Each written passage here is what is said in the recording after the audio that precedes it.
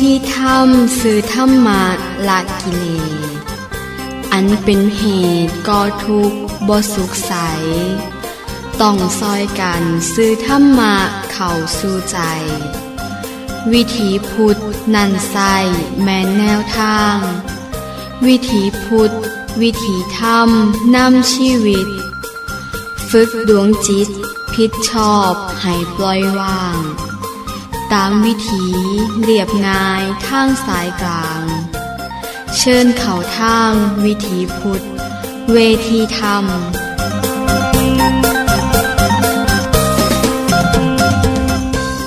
ช่วงเวลาต่อจากนี้ไปสถานีวิทยุเสียงธรรมพุทธสมาคมขอนำท่านเข้าสู่ช่วงรายการเวทีธรรมวิถีพุทธดำเนินรายการโดยทีมงานคณะกรรมการพุทธสมาคมอำเภอพังโคนขอเชิญญาติธรรมทุกท่านเข้าร่วมสนทนาธรรมและฟังธรรมได้แล้วจ้า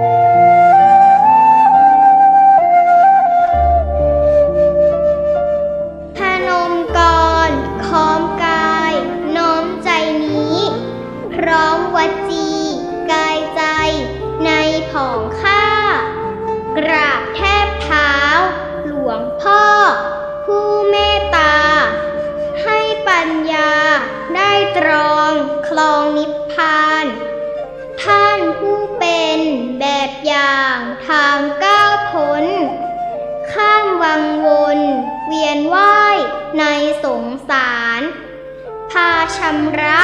สวะจิตพิชิตมารลูกกราบกรานก้มเกล้าเท่าแทนคุณทางหลีกเร้นพ่อเน้นทุกเย็นเช้าฝึกขัดเกลาเท่าทันท่านเกื้อหนุนเพียรไตร่ตรองครองธรรมนำทางบุญคอยเกื้อกูลคลายเครื่องข้องดองสันดานอวยพรพ่อสุขสันต์สรานจิตทำสถิตมั่นไว้ให้ลูกหลานได้บูชาไหว้กราบตราบเท่านานสิทธิ์กล่าวการกราบน้อมพร้อมกายใจ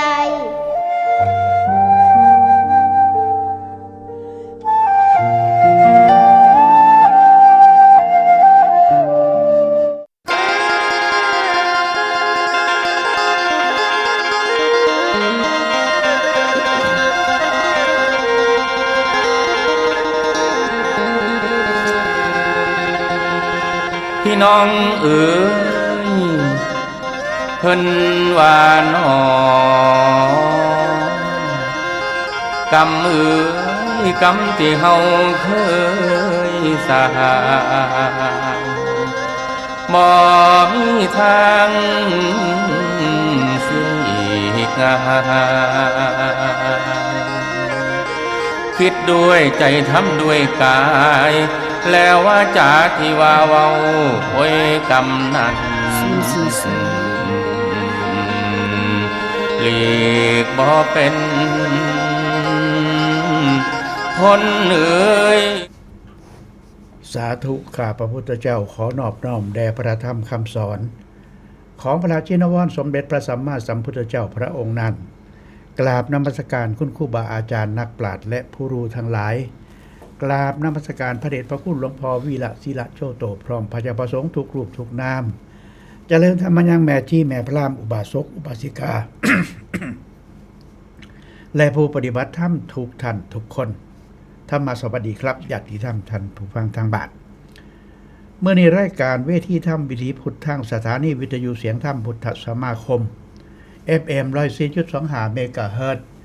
สื่อสร้างสรรค์การเรียนรู้การศึกษาการปฏิบัติและเผยแผ่พระพุทธศาสนาจากวัดป่าบ้านสังคุยอำเภอพังโคนจังหวัดสกลนคร รายการเฮานำเอาธรรมะจากหนังสือที่ครูบาอาจารย์เพิ่นเขียนเอาไว้มานำเสนอขึ้นสู่เวทีสนทนาธรรมตามการเพื่อให้เฮาท่านทั้งหลายได้เข้ามาฟังธรรมเข้าหาธรรมเข้าหาสุตมยปัญญาซึ่งเป็นการเข้าธรรมเป็นเบื้องต้นผู้จักธรรมเป็นเบื้องต้นนะครับเมื่อนี้การนำเสนอการฝึกสติให้เกิดปัญญาเห็นด้วยสติเห็นด้วยความรู้สึกตัวเห็นแล้วเห็นด้วยความปล่อยวางเห็นด้วยญาณทัศนะเห็นด้วยปัญญาญาณการฝึกภาวนาคือการอยู่กับตัวเองครับนี่คือหัวข้อแม่ครับประเด็นสนทนาของเฮามื้อนี้ขอโทษขออภัยครูบาอาจารย์และท่านผู้ฝึกปฏิบัติทั้งหลายต่อไปนี้ผู้ขาสิอ่านหนังสือแล้วก็ยกขึ้นเป็นประเด็นมาสนทนาธรรมหากท่านรู้แล้วก็ขอกราบอภัยและมือใหม่หัดขับก็ขอเชิญฟังได้ตามสบายนะครับซึ่งเป็นเรื่องเก่าที่ผู้ขาได้เคยออกมาแล้วหลายปีนะครับการฝึกภาวนาก็คือการอยู่กับตัวเองคนโดยมากมักจะชอบอยู่กับความคิดโน่นคิดนี่คิดบ่ฮู้จักหยุดเมื่อคิดก็เป็นเหตุให้ใจปรุงแต่งเป็นอารมณ์ต่างๆหน้าเป็นความพอใจบ้างบ่พอใจบ้างจนเกิดความทะยานอยากและความยึดมั่นถือมั่นไม่มีที่สิ้นสุดอันว่าธรรมชาติของใจคนเฮานั้นประภัสสอนหรือบริสุทธิ์มาแต่เดิมแต่เพราะความเผลอสติขณะสัมผัสกระทบหรือว่าผัสสะรับรู้หรือเรียนรู้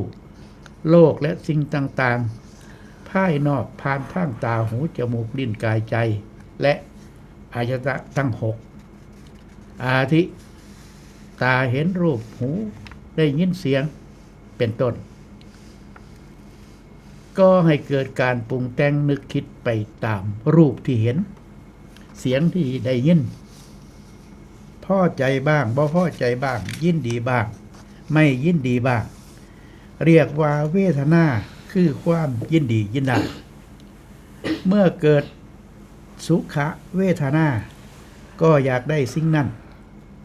หากเป็นทุกขเวทนาก็บ่อยากได้สิ่งนั้นซึ่งทั้งความอยากได้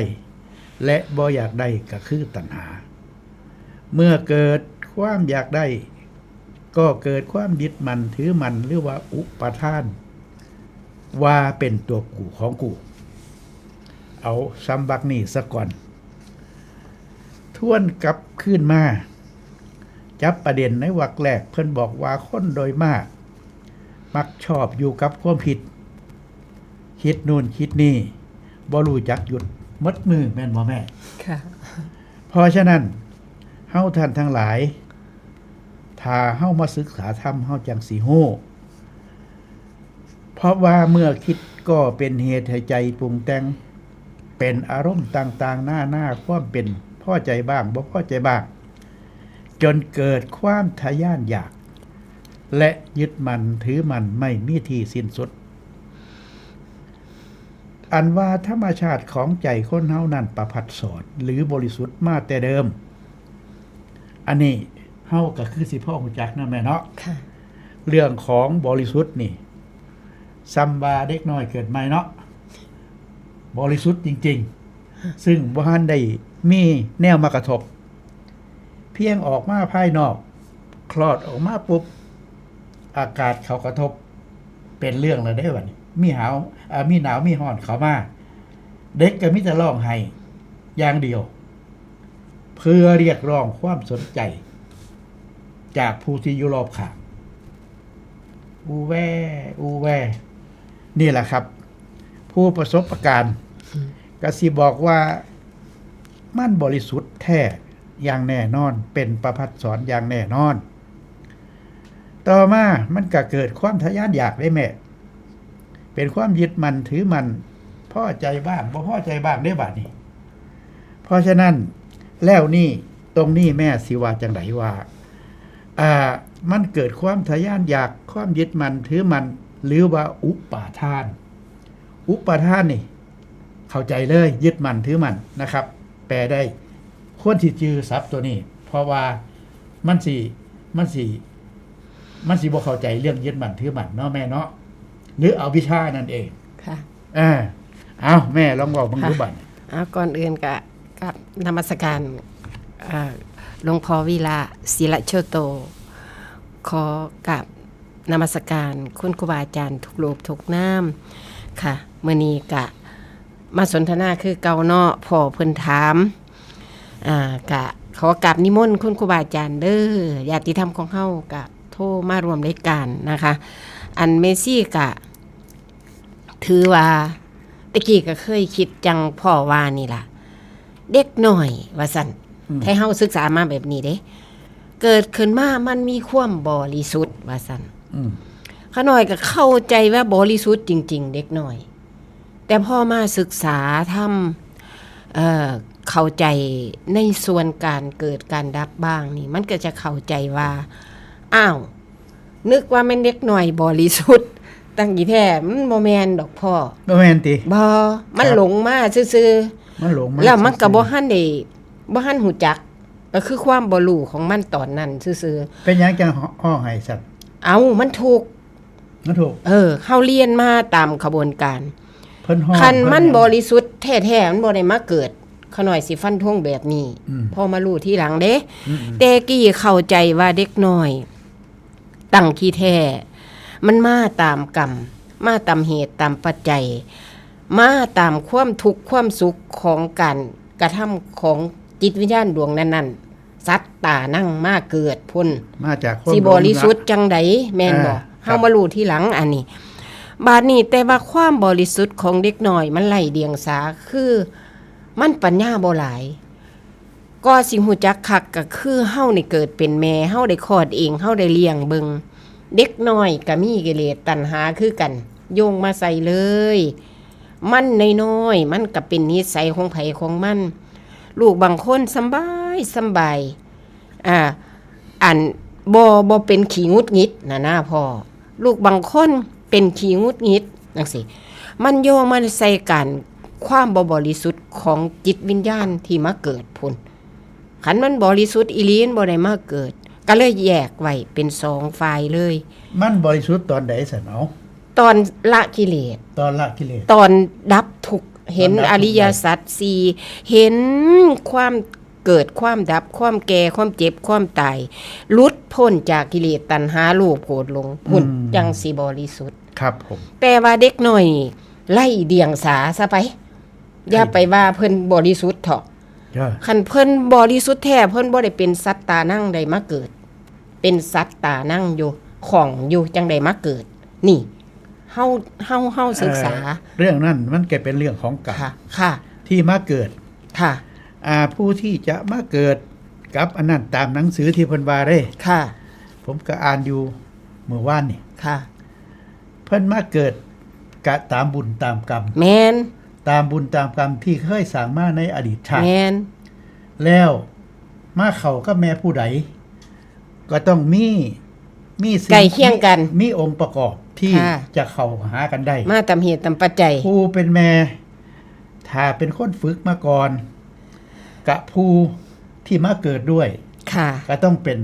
คนดีเคยเรียนธรรมมาก่อนอันนี้บ่ได้เถียงนะอดีตนะเพราะฉะนั้นแล้วนี่ตรงนี้ยังบ่เกิดเนาะความบริสุทธิ์บ่ยังฟันธงเลยจนกว่าว่าเจ้าสิปฏิบัติธรรมในแนวทางละกิเลสโลภโกรธหลงเป็นความบริสุทธิ์ที่กิเลสตัณหาบ่มีแผ่วพ่านบ่ยึดมั่นถือมั่นคงเป็นธรรมชาติคือครูบาอาจารย์เพิ่นสอนอยู่เดียวนี่ครับผมดับทุกข์ได้เบิดนี่นั่นละจังสิเป็นผู้บริสุทธิ์เป็นพระอรหันต์นั่นเองเพิ่นก็ว่าจังซี่แล้วว่าอันว่าธรรมชาติของใจคนเฮานั้นประภัสสอนหรือบริสุทธิ์มาแต่ดั้งเดิมเพราะแต่ความเผลอสติขณะสัมผัสกระทบ หรือว่าผัสสะ ค่ะ รับรู้หรือเรียนรู้โลกต่างๆภายนอกผ่านทางตาหูจมูกลิ้นกายใจอายตนะ6อาทิเช่นตาเห็นรูปหูได้ยินเสียงเป็นต้นก็ให้เกิดอาการปรุงแต่งนึกคิดตามที่รูปเห็นตามรูปที่เห็นเสียงที่ได้ยิน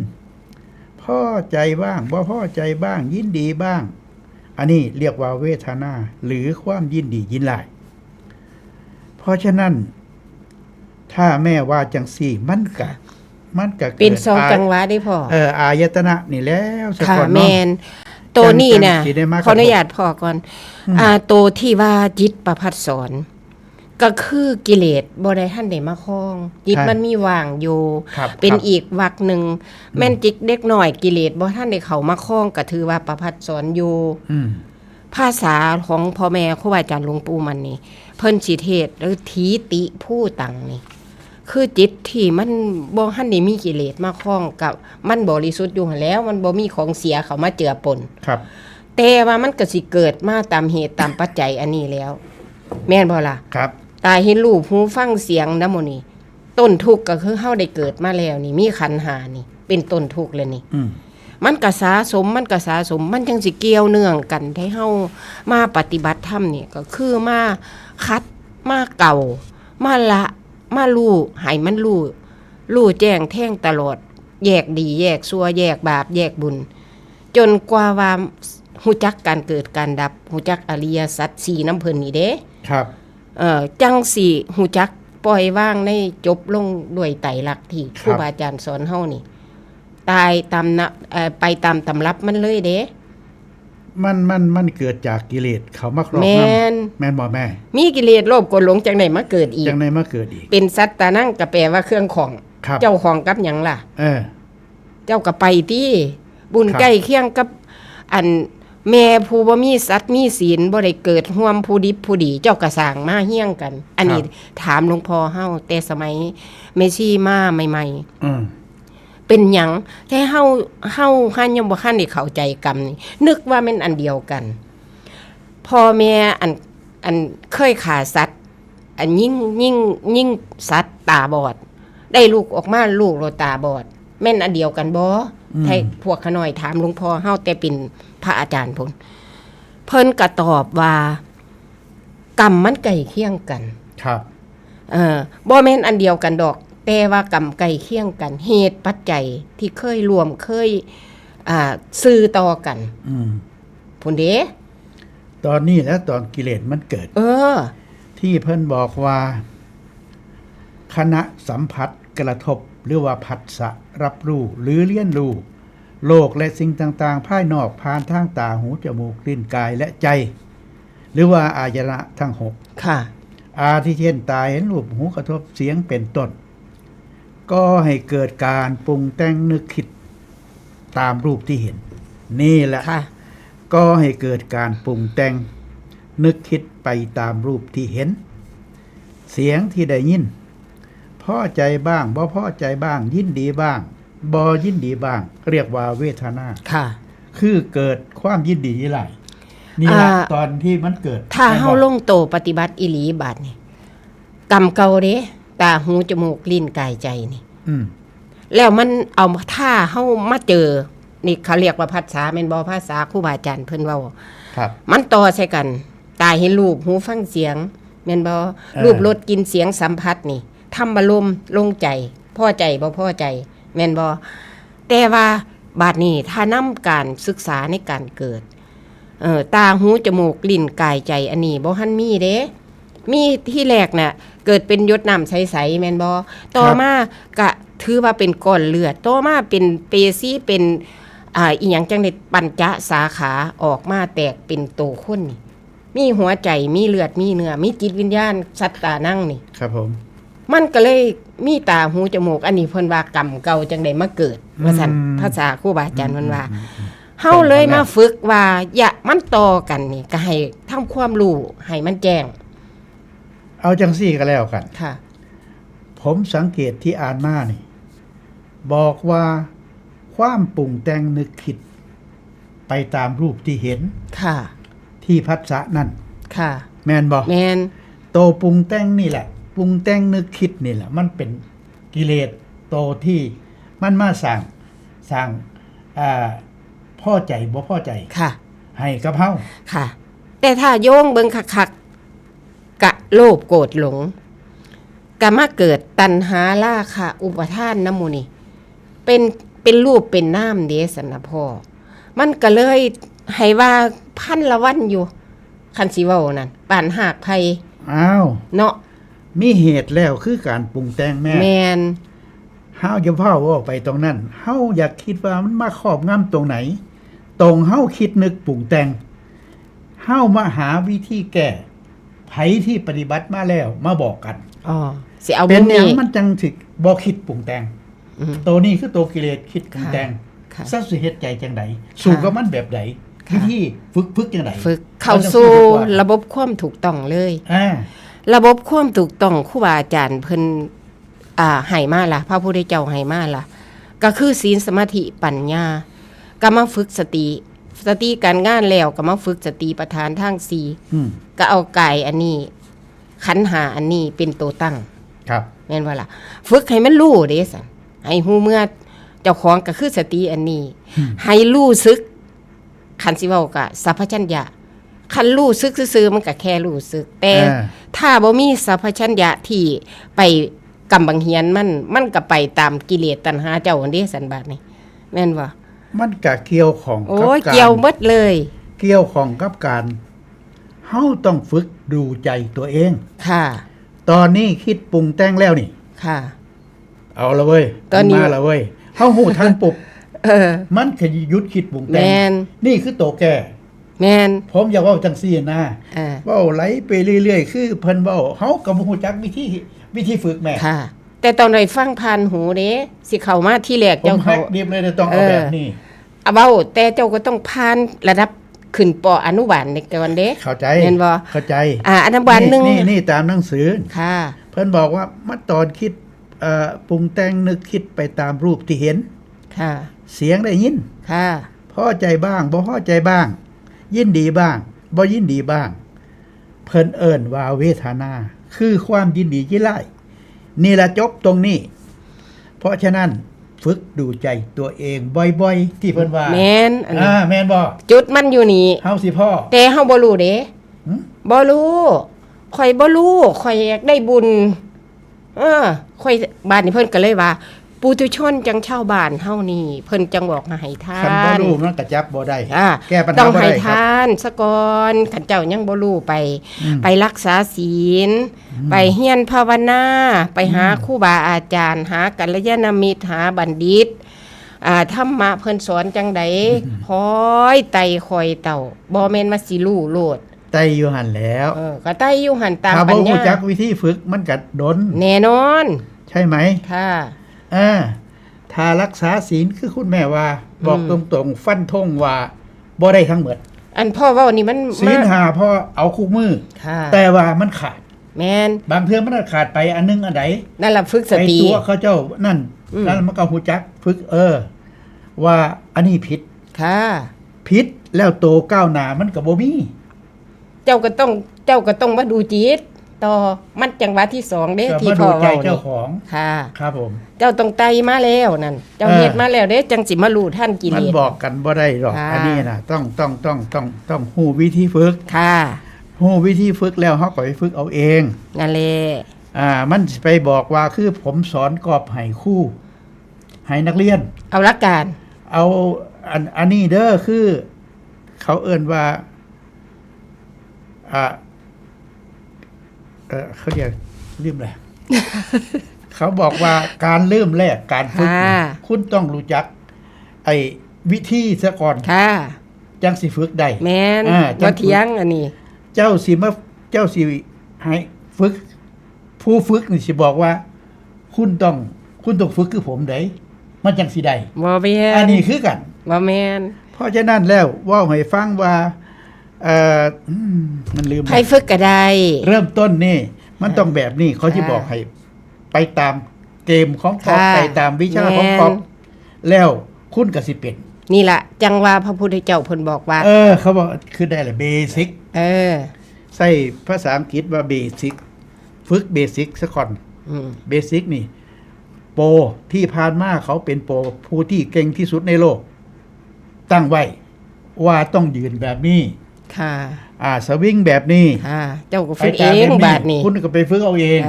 ทำมา แต่ คือ ว่า กัน ทิมตัวนี้บ่ได้ บ่ อ่า ว่าซั่นพระพุทธเจ้าเพิ่นสิเห็นรักไว้บ่ เพราะฉะนั้น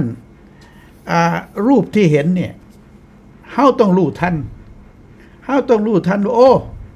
รูปมันเกิดเห็นนะตัวนี้แหละตัวสีเอากิเลสมาหาเฮา แม่น เฮาเห็นรูปนี่เฮาเห็นรูป มอง ต้ มั อน งรู้ เลย ทัน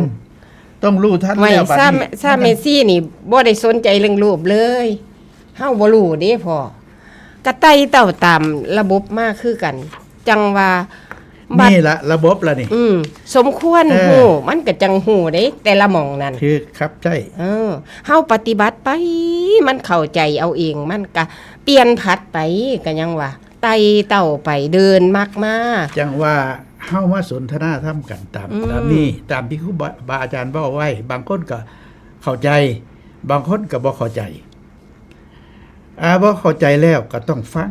ฟังไป แล้วก็มาวิเคราะห์ ค่ะ มาวิเคราะห์โดยการสนทนาธรรมโดยการฟังเทศน์จากหลวงพ่อ ค่ะ แม่นปะล่ะ ฝ่ายฟังฝ่ายศึกษานี่อย่า เฮาก็ ปะ มาเอาประพฤติปฏิบัติว่าชี้แนะแบบคือเฮาผมบอกว่านี่ ค่ะ ต้องมันมาจากความคิดปรุงแต่งกิเลสตัวนี้ แน่นอนมอง มา มันแล้วนี่ เฮ็ดให้จิตใจเฮาพอใจหรือบ่พอใจ เพราะฉะนั้นเฮามาฝึกเบิ่งใจเจ้าของทวนกลับมาเบิ่งใจเจ้าของมัดมือบ่เคยเบิ่งเบิดวีก็ว่าได้ลางคน แม่ เบิ่งแต่ผู้อื่น แม่แต่เฮานี่ล่ะ บ่เบิ่ง แต่ ใจ เฮาบ่ทันรู้นะเฮาก็เบิ่งแต่คนอื่น เบิ่งแต่คนอื่น มีแต่คนอื่นมาเฮ็ด บัด ให้ นี้ เฮา เบิ่งใจเจ้าของอ๋อมันคือจังไดมันคือติกปรุงแต่งไปเฮ็ดหยังเรื่องไม่ใช่เรื่องใช่ไหมบาดนี้มันก็เฮาจังสิอ่อนโตมันก็สิได้ ต้องรู้ทันด้วย เห็นแล้วฝึกดูใจเจ้าของต้องรู้ท่านเฮ็ดท่านสิ่งที่มากระทบผัสสะเฮานี่ ค่ะ เพราะฉะนั้นก็นี่แหละครับ คือตัวแปลท่อนนี้ว่าต่อไป ค่ะท่อนที่ มันเกี่ยวเนื่องกัน 2รู้เท่าท่านนี่ที่พ่อเว้านี่ เออ ที่แรกต้องฝึกมาตามระดับมันเลยเข้าสู่ระบบความถูกต้อง คือละสัวทำดีมาก เลย ตามคำสอนพระพุทธเจ้าสอนเลย แม่นบ่ล่ะสัพพปาปัสสะอาการนั่งเลย ครับ แล้วกุศลสู้ปัสสัมปทาเลย จังมาสุสจิตะปริโยทปนังมันมาพร้อมกันนั่นล่ะแต่ว่าเฮาบ่รู้ ครับ แม่นบ่ล่ะแต่เฮาบ่รู้มันก็เข้มไปเฮาเข้าใจไป แม่ซี่น่ะก็ซักฝึกเป็น10ปีเด้จังมาเห็นความสำคัญหม่องนั่นมาเรื่อยตอนที่เฮาเห็นความสำคัญในทานในสร้างประโยชน์ สาธารณประโยชน์นำหมู่นี่ห้วยหัวสมองนี่มีตั้งแต่เฮ็ดนำคนอื่นแม่นบ่ต่อมาเฮามาเห็นความในตาเห็นรูปหูฟังเสียงนี่ก็มันเข้าใจเรื่องกฎไตรลักษณ์มาธรรมชาติมาอริยสัจมาแม่นบ่ ครับ มันจังได้มาสนใจแต่ละวักมาเด้พ่อ บัดนี้จริงๆแล้ว เมื่อเฮาฮู้แล้วว่าเฮาต้องเบิ่งใจเจ้าของไปเรื่อยๆ นี่แหละคือบทฝึกนะ เมื่อเกิดเวทนาขึ้นมาเกิดความยินดียินไล่ขึ้นมาในสิ่งที่มากระทบ ค่ะ เพิ่นก็บอกว่าเมื่อเกิดสุขเวทนาก็อยากได้สิ่งนั้นหากเป็นทุกขเวทนาก็บ่อยากได้ แม่นบ่แม่ นี่แต่อยาก ซึ่ง ให้มันออกหนี้ไกล ซึ่งทั้งความอยากและบ่อยากนั่นก็คือตัณหา เมื่อเกิดความอยากได้ก็เกิดความยึดมั่นถือมั่นหรือที่เรียกว่าอุปทานว่าเป็นตัวกูของกู ๆค่ะ ไปกันใหญ่เลย ค่ะคือเฮาสิฝึกตั้งแต่ต้นกะบ่รู้ของเมซี่นี่สิบ่ได้ใส่ว่าอันฝึกสติมีแต่เอาความตั้งใจแล้วก็ควบคุมอารมณ์เท่านั้นขน้อยสิยืนรัก มัน ไป สู เล ตร ย ไทยสูตรมันครับ ค่ะ บาดหาแล้วมันก็มานำเพิ่นได้อยู่ ครับ เฮาควบคุมอารมณ์นี่ก็ผลสุดท้ายตั้งแต่ต่ำไปหาสูงเลยได้เลยเด้ก็คือเฮ็ดให้เบิดอารมณ์เด้เจ้าจังสิละตัณหาได้นั่นแม่นบ่ล่ะกะตัวเดียวนี่แต่ต้นฮอดมาฮอดจนสิจบก็ได้ ครับ แต่ว่ากายกะฝากไว้กับศีลซะมันก็เป็นกิเลสหยาบกิเลสกลางกิเลสละเอียดเบิ่งดูมันหลายขั้นหลายตอนแต่มันจุดเดียว ครับ เจ้าเข้าใจบ่เจ้าเฮ็ดอีหลีบ่จริงซำใด กับต่อธรรมพระพุทธเจ้าสอนนี่ อืม เท่านั้นเด้สิเฮ็ดอีหลีเด้ฝากตายเด้ เพิ่นบอกว่าเมื่อเกิดความยึดมั่นถือมั่นจะเกิดภพคือแดนเกิดของความรู้สึกเป็นตัวกูของกู จนความรู้สึกนั้นชัดเป็นตัวตนขึ้นมาและเกิดความสำคัญมั่นหมายในตัวตนอย่างเหนียวแน่นเรียกว่าชาติเกิดเป็นตัวตนขึ้นมาก็เท่ากับอีโก้เต็มตัวในขณะนั้นและเมื่อเกิดพบเปรียบเสมือนแดนเกิดและชาติอันเปรียบเสมือนคลอดหรือเป็นตัวตนแล้วหากปรารถนาสิ่งใดแล้วว่าได้สิ่งดังใจปรารถนาก็จะเป็นทุกข์เริ่มได้บัดประสบกับสิ่งที่บ่เป็นที่พอใจก็เป็นทุกข์และหากพัดภาคจากของรักของชอบใจก็เป็นทุกข์และก็ทุกข์เช่นนี้เรื่อยไปจนมองบ่ออกและไม่รู้สึกตัวว่าอะไรคือสาเหตุอิหยังคือสาเหตุมันจะเกิดทุกข์ ตัวสำคัญนะฮอดนี่เฮาบ่รู้เพราะอวิชชาขึ้นต้นแม่นบ่ล่ะ ครับ อวิชชาสังขารวิญญาณรูปนามปฏิจจสมุปบาทน่ะพ่อก็แล้วเคยพาเรียนอยู่แม่นบ่ล่ะ ครับ มันก็มาเกิดรูปเกิดนามเกิดเฮาบ่รู้จักสัจธรรมของจริงนั่นเองก็มาเกิดเวทนาแม่นบ่ล่ะ ตัณหาอุปทานภพชาติชรามรณะโสกปริเทวทุกข์อุปาญาต12 อัน11 อันอันนี้ ครับ กะอริยสัจทั้ง4อันนี้เฮาบ่เข้าใจ ม เฮาบ่เห็นทุกข์เฮาบ่รู้ทุกข์นั่นเด้ซั่น ม เฮาบ่รู้ทุกข์เฮาบ่จักเหตุแห่งทุกข์ อันนี้พิ่น สาเหตุมัน อันนี้เพิ่นว่าเนื่องจากการเผลอ ก็ บ่ ครอ มี บ สติ ครอบมันหลงนั่นแหล้วล่ะ ไหลปรุงแต่งไปตามกระแสโลกและบ่รู้สึกตัวถึงสิ่งที่ใจไหลไปคล้องแวะ กับสิ่งปรุงแต่งนั้นว่าบ่เที่ยงเป็นทุกข์หรือตั้งอยู่ไม่ได้นานหรือที่เรียกว่าทุกขังนี่แหละที่มันไหลไปตามกระแสโลกเฮาบ่ฮู้คือแม่ว่า โมโหอวิช เพราะ ชา ฉะนั้นใจตัวเดียว อันนี้จอบเบิ่งเด้ กลับขึ้นมา บ่ ใจ เป็น ตัวเดียวต้องมาจอบ จังสิ เบิ่ง เห็นมันนั่น ต้องมาพิจารณาเบิ่งนะครับ อืม มันไปคลองไปแวะ ไปปรุงตรงนั่นตรงนี้ที่ว่ามันเที่ยงเป็นทุกข์เริ่มเกิดแล้ว เพิ่นบอกต่อไปว่าสิ่งที่บ่เที่ยงและเป็นทุกข์นี่เฮาจะไปสำคัญว่าเป็นเฮาหรือของเฮาได้อย่างไร ในเมื่อบ่มีตัวตน ตรงไหนที่เฮาจะไปยึดมันถือมันว่าเป็นตัวตนของตนอย่างแท้จริง ซึ่งมันเป็นอนัตตาแม่นว่าแม่ ค่ะ ซึ่งเป็นอนัตตาเด้ของบ่เที่ยงเด้นะครับ มันมีทางหลายทางที่เพิ่นให้แผนที่ปริยัติมาโพธิปักขิยธรรม37ประการหยิบตัวใดมาก็ได้แม่นบ่ล่ะเดินมักตัวเดียวก็ได้ขาดสติเวลาใดเจ้าบ่ได้เดินมักไปจอบเบิ่งติบ่เชื่อ จื้อบ่ได้หมดดอกสาม เอ้าเจ้าสิเอาหมวดใดของแม่ซี่สิยึดเด้ศีล บ่ สมาธิปัญญาเด้ ท่องจนขึ้นใจเลย ลาบาปบำเพ็ญบุญเด้เอาจริง ๆ เด้ อ่า เฮาตั้งใจละนี่มันก็มีเยอะแยะหลายขั้นหลายตอนเหลือเกินในกาย ครับ ใจเฮานี่แม่นบ่ล่ะบ้านนี่เฮาก็มาฝึกเฮานั่งสมาธิบ่เก่งคือปฐมฌานจังซี่วิตกวิจารปีติครบแม่องค์หานั่นจิตเจ้าเป็นหนึ่งหรือยังนี่เดียวนี่ ครับ แม่นบ่ล่ะกะลาซัวทำดีมาเรื่อยๆจนละวิตกวิจารได้คือครูบาอาจารย์เพิ่นสอนเฮานี่แม่นบ่ล่ะจิตเฮาผ่องใสก็อยากเป็นความบริสุทธิ์น้ำเพิ่นอยู่ได้ล่ะ ครับ เฮากระจอบเบิงเฮาก็มี เพราะว่าคนปฏิบัติน่ะมันบ่โง่ไปหน้าดอกพอมันหูไปนำเพราะว่าคำถามนี่มาเฮาเรียนในหนังสือแม่นบ่ล่ะ ครับ ฟังเทศน์ครูบาอาจารย์ แต่คำตอบน่ะเจ้าต้องค้นเอง คือเจ้าตีกรอบนี่ เจ้าสอนหลักการให้แล้วนี่เขาก็ไปต้องไปหาประสบการณ์ ความชำนาญแม่นบ่ล่ะ ข้อสำคัญ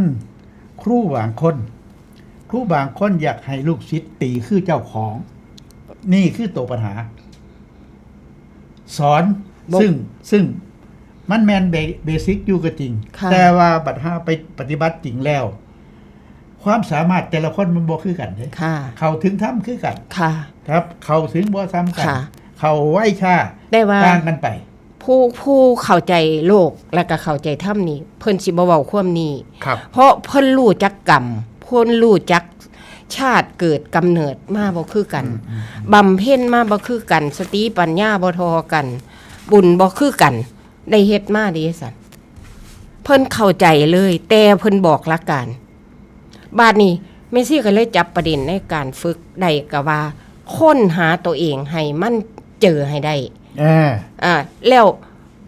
อีหยังกับไปเฮ็ดน้ำเพิ่นเบิดนั่นล่ะอดนอนถือกทาดเจ้าของอยู่บ่อาทิตย์หนึงจังสติจังปกติ ครั ส บ โลสเลอยู่หั่นแม่นบ่อดอาหารแทนที่สิได้ภาวนาลากิเลสมันหลดขึ้นน้ำแต่อยากแต่หิวอยู่หั่น อืม อันธาตุขันธ์เฮาก็บ่ไหวซ้ำอยากได้หลายหรือบ่ได้ซ้ำบ่เอาพอดีก็เจ้าของมันเลยมาอยู่สายกลางคือเก่าพอดีบ่เทอกันได้บาดนี้พ่อเอ้ย แล้วบาดนี้มันสิโยงเข้ามาใส่ในการชอบบ่ชอบนี่เห็นบ่เดินสายกลางนั้น ครับ บ่แม่นว่าสิอยากให้เจ้ามาเฮ็ดคือข่อยแปลว่าคนบ่รู้โลกรู้ธรรมเด้เป็นครูบาอาจารย์คนไปเว้าจังซั่นก็บ่ได้เด้ ครับ ต้องเว้าให้ต้องรู้จักคนน่ะเด้ซั่น รู้จักภาวะเด้ซั่นรู้จักมันจังเป็นทีมาของสัตบุรุษทั้ง7นี่ธรรมนุสาลีอันนี้สัทธานุสาลีอันนี้ต้องศึกษาให้เข้าใจให้ได้ ครับ มุม ครับ นี้ ครับ เพิ่นบอกว่า เหตุแห่งทุกข์นั่นพระพุทธเจ้าทรงชี้ว่า เหตุแห่งทุกข์บ่ได้อยู่ที่สิ่งภายนอก หากแต่อยู่ในใจของเฮาที่ปรุงแต่งไปด้วยความบ่รู้หรือว่าอวิชชา เนื่องจากการเผลอบ่มีสติไหลปรุงแต่งไปตามกระแสโลกและบ่รู้สึกตัวถึงสิ่งที่ใจไหลไปของแวะ และปรุงแต่งนั่นว่ามันบ่เที่ยง หรืออนิจจังเป็นทุกข์หรือตั้งอยู่ได้บ่นานหรือทุกขัง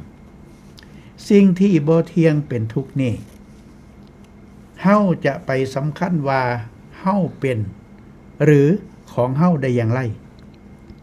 ในเมื่อบ่มีตัวตน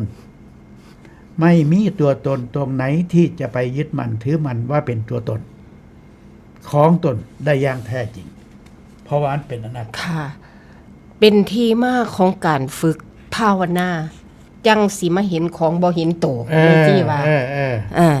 พ่อว่าหยังว่าติมันบ่รู้ มันสิไปอยู่น้ำไผบ่มีคนอยู่ โอ้ยมันก็เถียงเพิ่นยังปี ยังปี มันฮู้บ่ว่าบาดนี้เฮาเรียนธรรมะเฮาต้องเรียนเลย มีกายกับจิตเท่านั้น ครับ จิตผัดเป็นประธานสั่งกายอันบาดนี้ คันเว้าในโตหนังสือก็คือกลุ่มนี้เป็นกลุ่มแข็งกลุ่มสีมันบ่รู้จักอีหยังดอกคือคอมพิวเตอร์นี่ คันซุมเจ้าว่าเอาข้อมูลมาใส่เอาเครื่องมันมาใส่เบิดมันก็บ่ได้เฮ็ดอีหยังประโยชน์อีหยังดอก อ้าว แม่นบ่ล่ะเฮาเปรียบเทียบจังว่าศึกษาไปภาวนาไป สรุปแล้วก็ถือว่าไปตามลำดับมันโหลดไปที่เพิ่นว่ายอดถ้ำก็อยู่นำฝึกให้ได้ซ่านซี อันซ้ำระดับที่เฮาฝึกบาดนี่อัน3นี่พระพุทธเจ้าเพิ่นก็ย่องเด้เพิ่นย่องหยังว่าติเพราะว่ามันเกิดจากจิตสติที่รู้ตัวทั่วพร้อมเด้พ่อมันจังสิอ่อนโยนใส่การใส่งานได้อันคันเฮาสิไปฝึกแต่นั่งสมาธิอยู่หันเบิดปีเพิ่นจังใส่ข้อมูลเบิ่งแหน่มันอยู่นํกันซำใดคันว่าบ่ให้คิดโยนิโสมนสิการเด้คันบ่คิดอันนี้เจ้าบ่เห็นเลย บ่เห็นเลย ธรรมะนั่น ครับ อวิชชาคือหยังอริยสัจเป็นจังใดบ่รู้เลย เกี่ยวเนื่องกับที่เพิ่นเขียนต่อไว้ ค่ะ เพราะว่าแต่ละขอมันเกี่ยวเนื่องกันไปหมด แม่น เรียนรู้โลกด้วยสติและสัมปชัญญะ นั่นแล้วล่ะสิปาได้จังใด เพิ่นบอกว่าการที่จะรู้ความจริงดังกล่าวข้างต้นเฮาต้องฝึกตัวเองให้เฮียนรู้โลกและสิ่งต่างๆภายนอกด้วยความมีสติและสัมปชัญญะเพราะเมื่อสติเกิดขึ้นแล้วจะรู้เท่าทันให้ได้ นั่น จะรู้เท่าทัน เมื่อรู้เท่าทัน ก็จะละได้ มีปัญญาสิ วาง ตัว ได้ บั ในทันที ในขณะที่รับรู้หรือเรียนรู้โลก หรือสิ่งต่างๆภายนอก ซึ่งมาสัมผัสกระทบ ผ่านทางตาหูจมูกลิ้นกายและใจ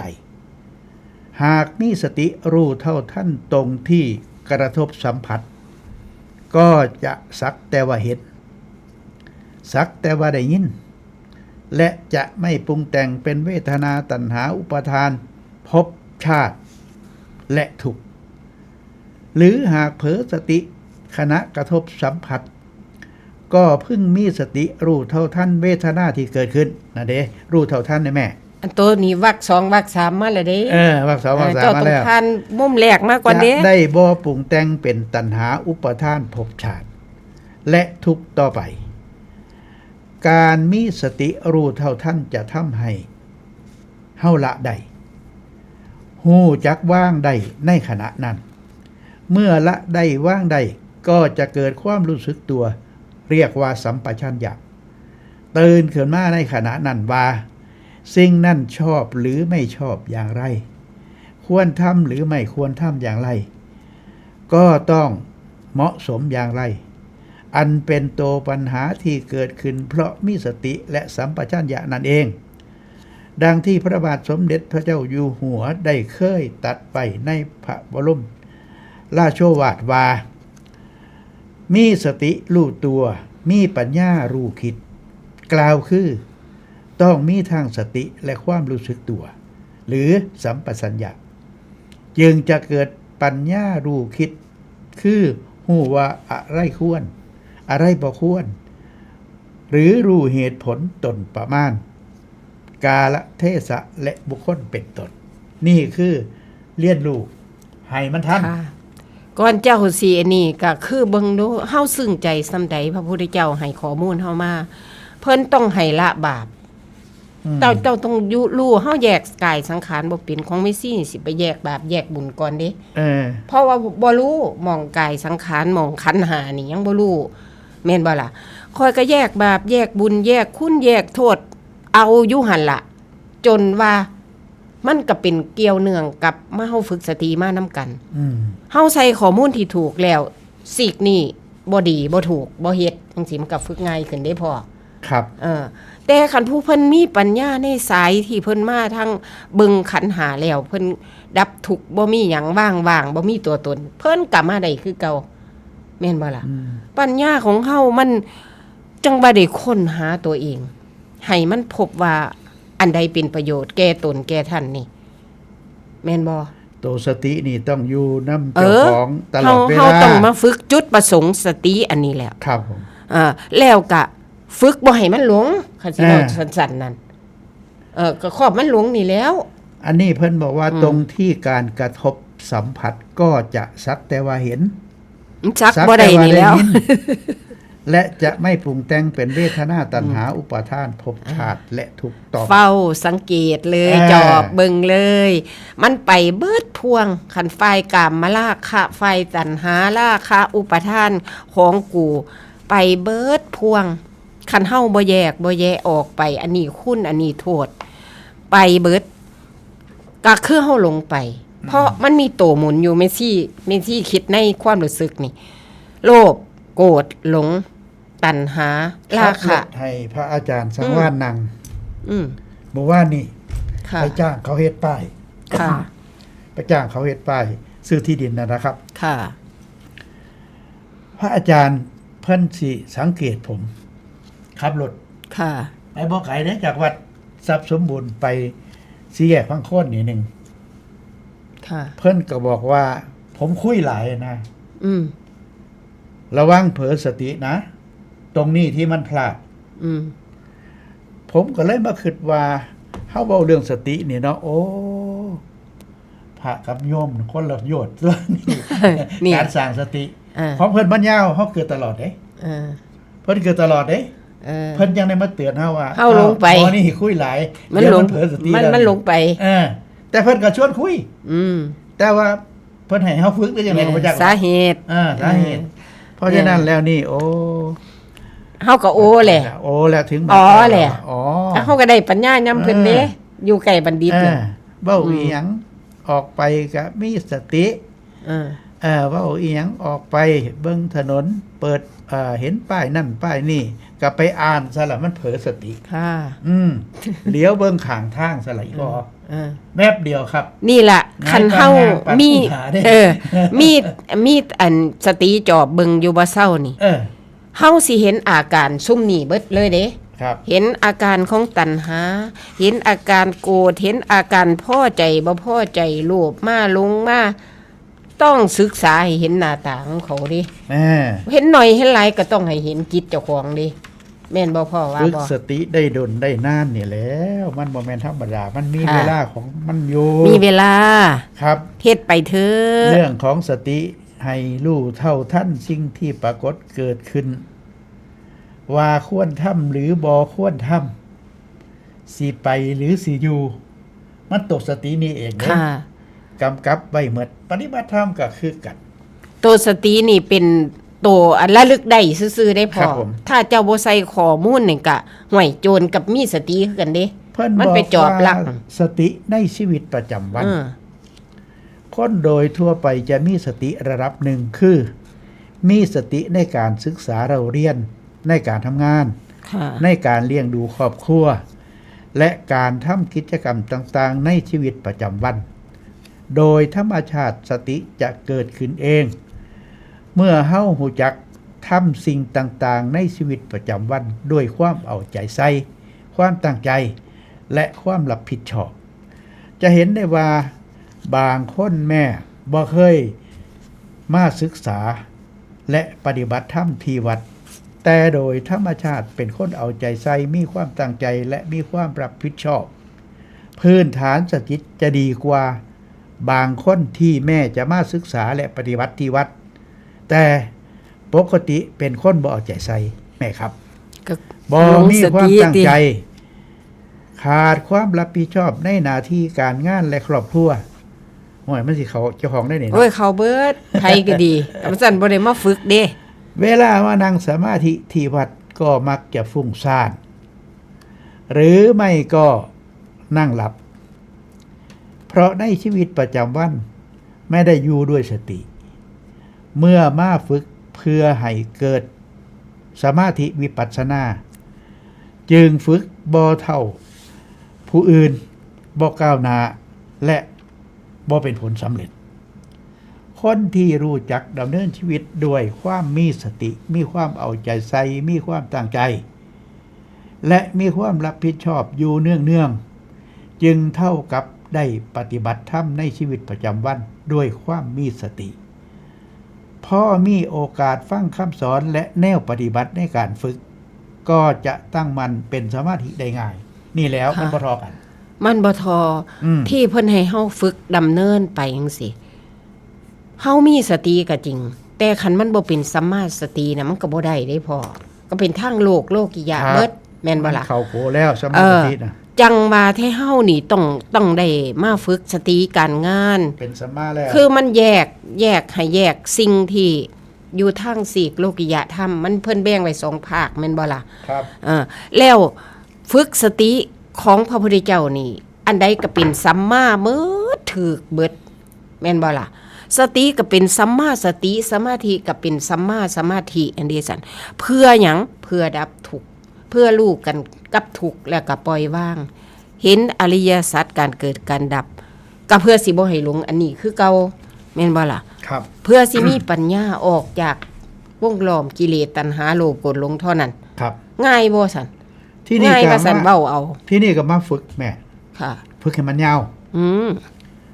บ่ว่าหลายสายยาวเลย ในเรื่องของการฝึกสติเพิ่นบอกว่า ยิ่งในชีวิตประจำวันเป็นคนละเอียดทีทวน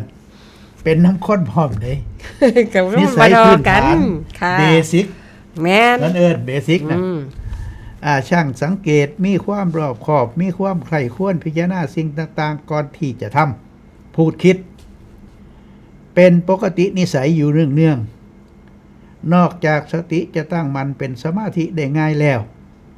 ยังเกิดสติคมชัดสามารถเข้าถึงสภาวะธรรมต่างๆ ในขณะเจริญภาวนาอีกด้วย ไป เร็วเลยฉะนั้นการปฏิบัติธรรมจึงไม่ใช่เรื่องไกลตัวเลยการปฏิบัติธรรมบ่ได้อยู่ที่วัดหรืออยู่ที่ใด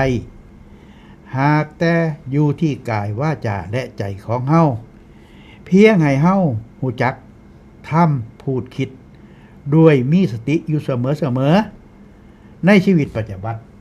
โง่มากของเก่าเอ้าแต่แถวเฮาใหม่ๆนี่นึกมันอยู่วัดนั่นวัดนี้อาจารย์นั่นอาจารย์นี่เฮาไปว่าซั่นจนว่าเฮาสิตายเอาไปมาห้วยเฮาก็อยู่กับเฮาตัวบาดนี่มาศึกษาพอเฮาเข้าใจเรื่องอริยสัจเข้าใจเรื่องอริยมรรคมีองค์8นี่โลดบ่ยากขึ้นเด้พ่อยังบัดนี้มันของครูอันนี้มันอยู่นำกันแม่นบ่ล่ะซีกนี่บาปเบิดซีกนี่เห็นภาพพร้อมเด้บาดนี่บุญเบิดกะมาแล้วแม่ศีลสมาธิปัญญาแม่นบ่ล่ะครับก็ฝึกมาเรื่อยๆสติปัฏฐาน4อยู่มาฝึกมามันก็อยากบริสุทธิ์น้ำเพิ่นอยู่เด้พอมันไปน้ำเพิ่นบ่ได้เด้มันบ่บริสุทธิ์นั่นได้มุมนึงแล้วว่ายังมุมนึงอีกมุมนึงก็นึกว่ามันคักแล้วก็เลยไปเรื่อยๆเป็นคนละเอียดที่ทวนช่างสังเกตมีความเบิ่งไปยังว่ามีความใคร่ควรพิจารณาสิ่งต่างๆก่อนจะทำพูดคิดเป็นปกตินิสัยอยู่เนื่องๆนี่แหละฝึกให้มันยาวฝึกกับมาตลอดมองนี่มองนึงเด้อพ่อมองใดมองหยังว่าทีมองการทำปัจจุบันมันสิโยงไปใส่ของเก่าเฮาตัวนี้ฝึกยากฝึกง่ายต่างกันเด้พ่อครับของเก่าเฮาเนี่ยเฮาเฮ็ดมาเต็มเฟียดแล้วแม่นบ่ฝึกเคยนิสัยเคยทำแต่สัวรถมาชาตินี่รถอยากมาฝึกท่วมดีก็ฝึกยากกว่าผู้เพิ่นเฮ็ดดีมาโลดบ่แม่นมาเว้าย่องยกกันผู้เพิ่นเฮ็ดมาแล้วเฮ็ดจังไดมันโยงไปใส่ความเห็นเฮาพร้อมบาดนี้เห็นก็บ่คือเฮาแม่นบ่คือครูบาอาจารย์ผู้เพิ่นบรรลุธรรมนี่เพิ่นก็มองเห็นบ่คือเฮาละคักว่าสั่นอิหยังก็ได้แม่นบ่ของเพิ่นโอ้ยเอามาให้ซื่อๆก็บ่เอาคือพระรัฐบาลนั่นครับเอาเงินเอาทองมาให้เอาไปให้ผู้เขาอันบ่ทันมีผู้เขาอยากได้พุ่นแน่งามปานใดเพิ่นก็บ่แม่นงามเฮาหยังเพื่อสิออกจากมุมนี้เจ้าคิดเบิ่งครับผมแต่ก็บ่เหนือกว่าเฮาที่สิฝึกไปดอกอ้าวเฮ็ดให้ค่อยๆไปแม่นเดี๋ยวเทคนิคมันเกิดเองเจ้าบ่เริ่มนี่เจ้าก็บ่ย่างก้าวแรกเจ้าก็บ่ไปก้าวที่2ก็แล้วกันครับมีแต่ข่อยเฮ็ดบ่ได้อยู่หั่นแม่นบ่เอาคนส่วนใหญ่มักบอกว่าบ่มีเวลาฝึกสติเพราะงานยุ่งบ้างบ่ว่างบ้างบ่มีเวลาบ้างเราเคยคิดมาแล้วแม้แต่นักปฏิบัติธรรมก็คิดแต่ว่าจะต้องไปวัดเพื่อฝึกสติจึงรีบเคลียร์งานจะได้ไปวัดเพื่อฝึกสติปรากฏว่าเวลามาอยู่วัดกลับคิดถึงบ้านหรือที่ทำงานเพราะการงานข้างๆทำอะไรยังไม่เรียบร้อยเพราะเหตุขาดความตั้งใจในการทำงานที่ดีหรือทำงานแบบรีบร้อนนั่นเองเข้าตัวอีกอันนี้ก็ได้ เคยเจอมาหมดเลยซึ่งเป็นปัญหาของนักปฏิบัติธรรมโดยมากแต่หากเข้าหูจักปฏิบัติธรรมตอนนี้เดี๋ยวนี้คณะนี้คือทำงานก็ตั้งใจทำงานให้ดีอย่าไปพะวงถึงเรื่องที่ยังมาบ่ถึงเช่นนี้แล้วก็เป็นการฝึกสติในการทำงานทุกขณะเวลามาวัดเพื่อฝึกสติก็จะเกิดสติในขณะฝึกไม่คิดถึงบ้านหรือที่ทำงานเพราะมีสติตั้งใจทำงานมาจากบ้านหรือที่ทำงานเรียบร้อยแล้วบ่มีงานข้างๆให้ต้องคิดหรือกังวลอีกต่อไปหากพิจารณาให้ดีการฝึกสติกับการทำงานในชีวิตประจำวันนั้นบ่ว่าเฮาจะมีการงานมากมายแค่ไหนบ่ว่าจะเป็นลูกจ้างหรือเจ้าของธุรกิจและบ่ว่าธุรกิจจะใหญ่โตขนาดไหนก็ตามก็คงมีงานบ่เกิด3อย่างในชีวิตประจำวันคือการกระทำการพูดและการคิดฉะนั้นเฮาจะอ้างว่าบ่มีเวลาฝึกสติในชีวิตประจำวันเพราะงานยุ่งไม่ได้ด้วยงานทั้งหลายที่เฮาทำอยู่ในชีวิตประจำวันนี่มีเพียง การกระทำการพูดและการคิดเท่านี้เช่นนี้แล้วการฝึกสติในชีวิตประจำวันก็คือฝึกสติกับการกระทำการพูดการคิดให้มีสติรู้ว่าอะไรควรกระทำหรือไม่ควรกระทำอะไรพูดอะไรควรพูดอะไรไม่ควรพูดและอะไรควรคิดไม่ควรคิดอีกทั้งให้มีสติรู้การกระทำรู้การพูดและรู้การคิดทุกปัจจุบันขณะจนเป็นการกระทำการพูดและคิดด้วยปัญญาไม่ใช่ด้วยอารมณ์น้ำหนาอีกต่อไปนี่ล่ะจังเป็นที่มาของการฝึกควบคุมอารมณ์เฮาควบคุมอารมณ์นี่ก็คืออดเอาที่แรกที่สุดเลยเพราะว่าตัณหามันฟุ้งเหลือเกินแม่นบ่ก็เลยมาควบคุมมันพอบาดนี้สิอุบายหยังก็อย่าเอามาใส่ฝ่ายฟังเทศน์ฟังธรรมหาที่เกาะให้มันจิตนั่นอาจารย์ผู้บางองค์เพิ่นก็ว่าบ่ต้องคิดอาจารย์ผู้บางองค์หางานให้มันเฮ็ดจิตนั่นครับหน้าที่มันมีหน้าที่คิดเท่านั้นมันสิคิดซ้ำใดคิดถูกวิธีคิดมีระเบียบคิดแล้วเฮาภาวนาไปพร้อมเฮ็ดให้มันถูกทั้งกายวาจาใจของเฮานี่ครับมันบ่ไปไสดอกบ่ได้น้อยก็ได้หลายแม่นบ่พ่อว่าบ่ครับจนว่ามัน สิเกิดความเห็นโทษเห็นคุณมันก็สิเฮาว่าโอ้ยมันหูเป็นพัดไปเห็นเด้สั่นคำตอบมันก็บอกแล้วพอเฮาจอบเบิ่งนี่เด้เฝ้าสังเกตจิตเจ้าของนั่นเห็นจิตนั่นแม่นบ่ล่ะจิตเห็นจิตเจ้าว่ามันสิเป็นประโยชน์ส่ำใดครับเฮาฝึกเฮาต้องมีเป้าหมายคือกันเด้บ่แม่นเฮ็ดไปอัน เดินจงกรมอันเอานาฬิกาคือเมซี่ตะกี้เด้แม่นบ่พอเฮาเห็นจิตแล้วเฮาสิเห็นอาการของตัณหาราคะอุปทานเห็นอริยสัจนำเพิ่นนี่เห็นทุกข์นี่มันก็มีขันมีตอนมันมีขันมีตอนเข้ามาเลยระบบความถูกต้องเฮาเดินมักมาเลยแม่นบ่ล่ะศีลสมาธิปัญญาเข้ามาที่แรกก็ได้ฝึกให้มันบ่เป็นสัมมาทิสติสัมมาสมาธิก็มาคอยฝึกน้ำเพิ่นไปนี่ตัวมีสติอย่างไรจึงจะเกิดปัญญาสำคัญค่ะให้มีสติอย่างต่อเนื่องเฮาก็ได้มาพอสมควรแล้วเนาะค่ะจะรู้ท่านบ้างบ่รู้ท่านบ้างแล้วไปปฏิบัติเอาค่ะมีสติอย่างไรจึงจะเกิดปัญญาเพิ่นบอกว่าการมีสติเพื่อให้เกิดปัญญาต้องมีทั้งสติและสัมปชัญญะกล่าวคือสติจะต้องมีสัมปชัญญะประกอบอยู่ด้วยเสมอเพราะเป็นองค์ธรรมที่มีความเนื่องกันและสัมพันธ์กันถ้ามีสติแต่ขาดสัมปชัญญะจะละว่างอารมณ์ภายในใจนี่ขณะนั้นบ่ได้เช่นมีสติหูว่าสิ่งนี้บ่ดีแต่ยังอยากทำอยากพูดถ้าพูดไปแล้วก็ให้เกิดความเสียหายก็ยังอยากพูดเพราะความเมามั่นในอารมณ์โดยความอยากความโลภไม่รู้จักพอความอิจฉาริษยาความหลงไปชั่ววูบเหตุเพราะขาดความรู้สึกตัวหรือสัมปชัญญะนั่นเองนั่นแหละว่ากับมาเบิ่งใจเจ้าของคือเขาบ่ว่ามีสติระลึกได้เท่านั้นหน้าที่เขาก็เป็นอนิจจังคือกันเจ้าบ่ได้ระลึกได้จักเทื่อข้อมูลที่เจ้าใส่ไว้กับเจ้าของนั่นภูมิป้องกันเจ้านั่นอันเจ้าบ่แยกบ่แยะเจ้าบ่ฟังเจ้าบ่ให้ข้อมูลที่มันถูกต้องนั่นเจ้าบ่รู้โตเพิ่นอยู่แม่นบ่ล่ะไหลไปน้ำกิเลสโลภโกรธหลงมันแห่เฮาอันนี้ซั่นนี่แหละจังว่ามันก็เลยต้องได้เฮ็ดเนืองๆเจริญให้มากคือครูบาอาจารย์เพิ่นสอนนั่นในช่วงที่เฮาฝึกอยู่แม้แต่ซุมื้อนี้ก็ต้องอาศัยการฟังการคิดการตองแต่ความคิดมันก็น้อยลงอยู่แล้ว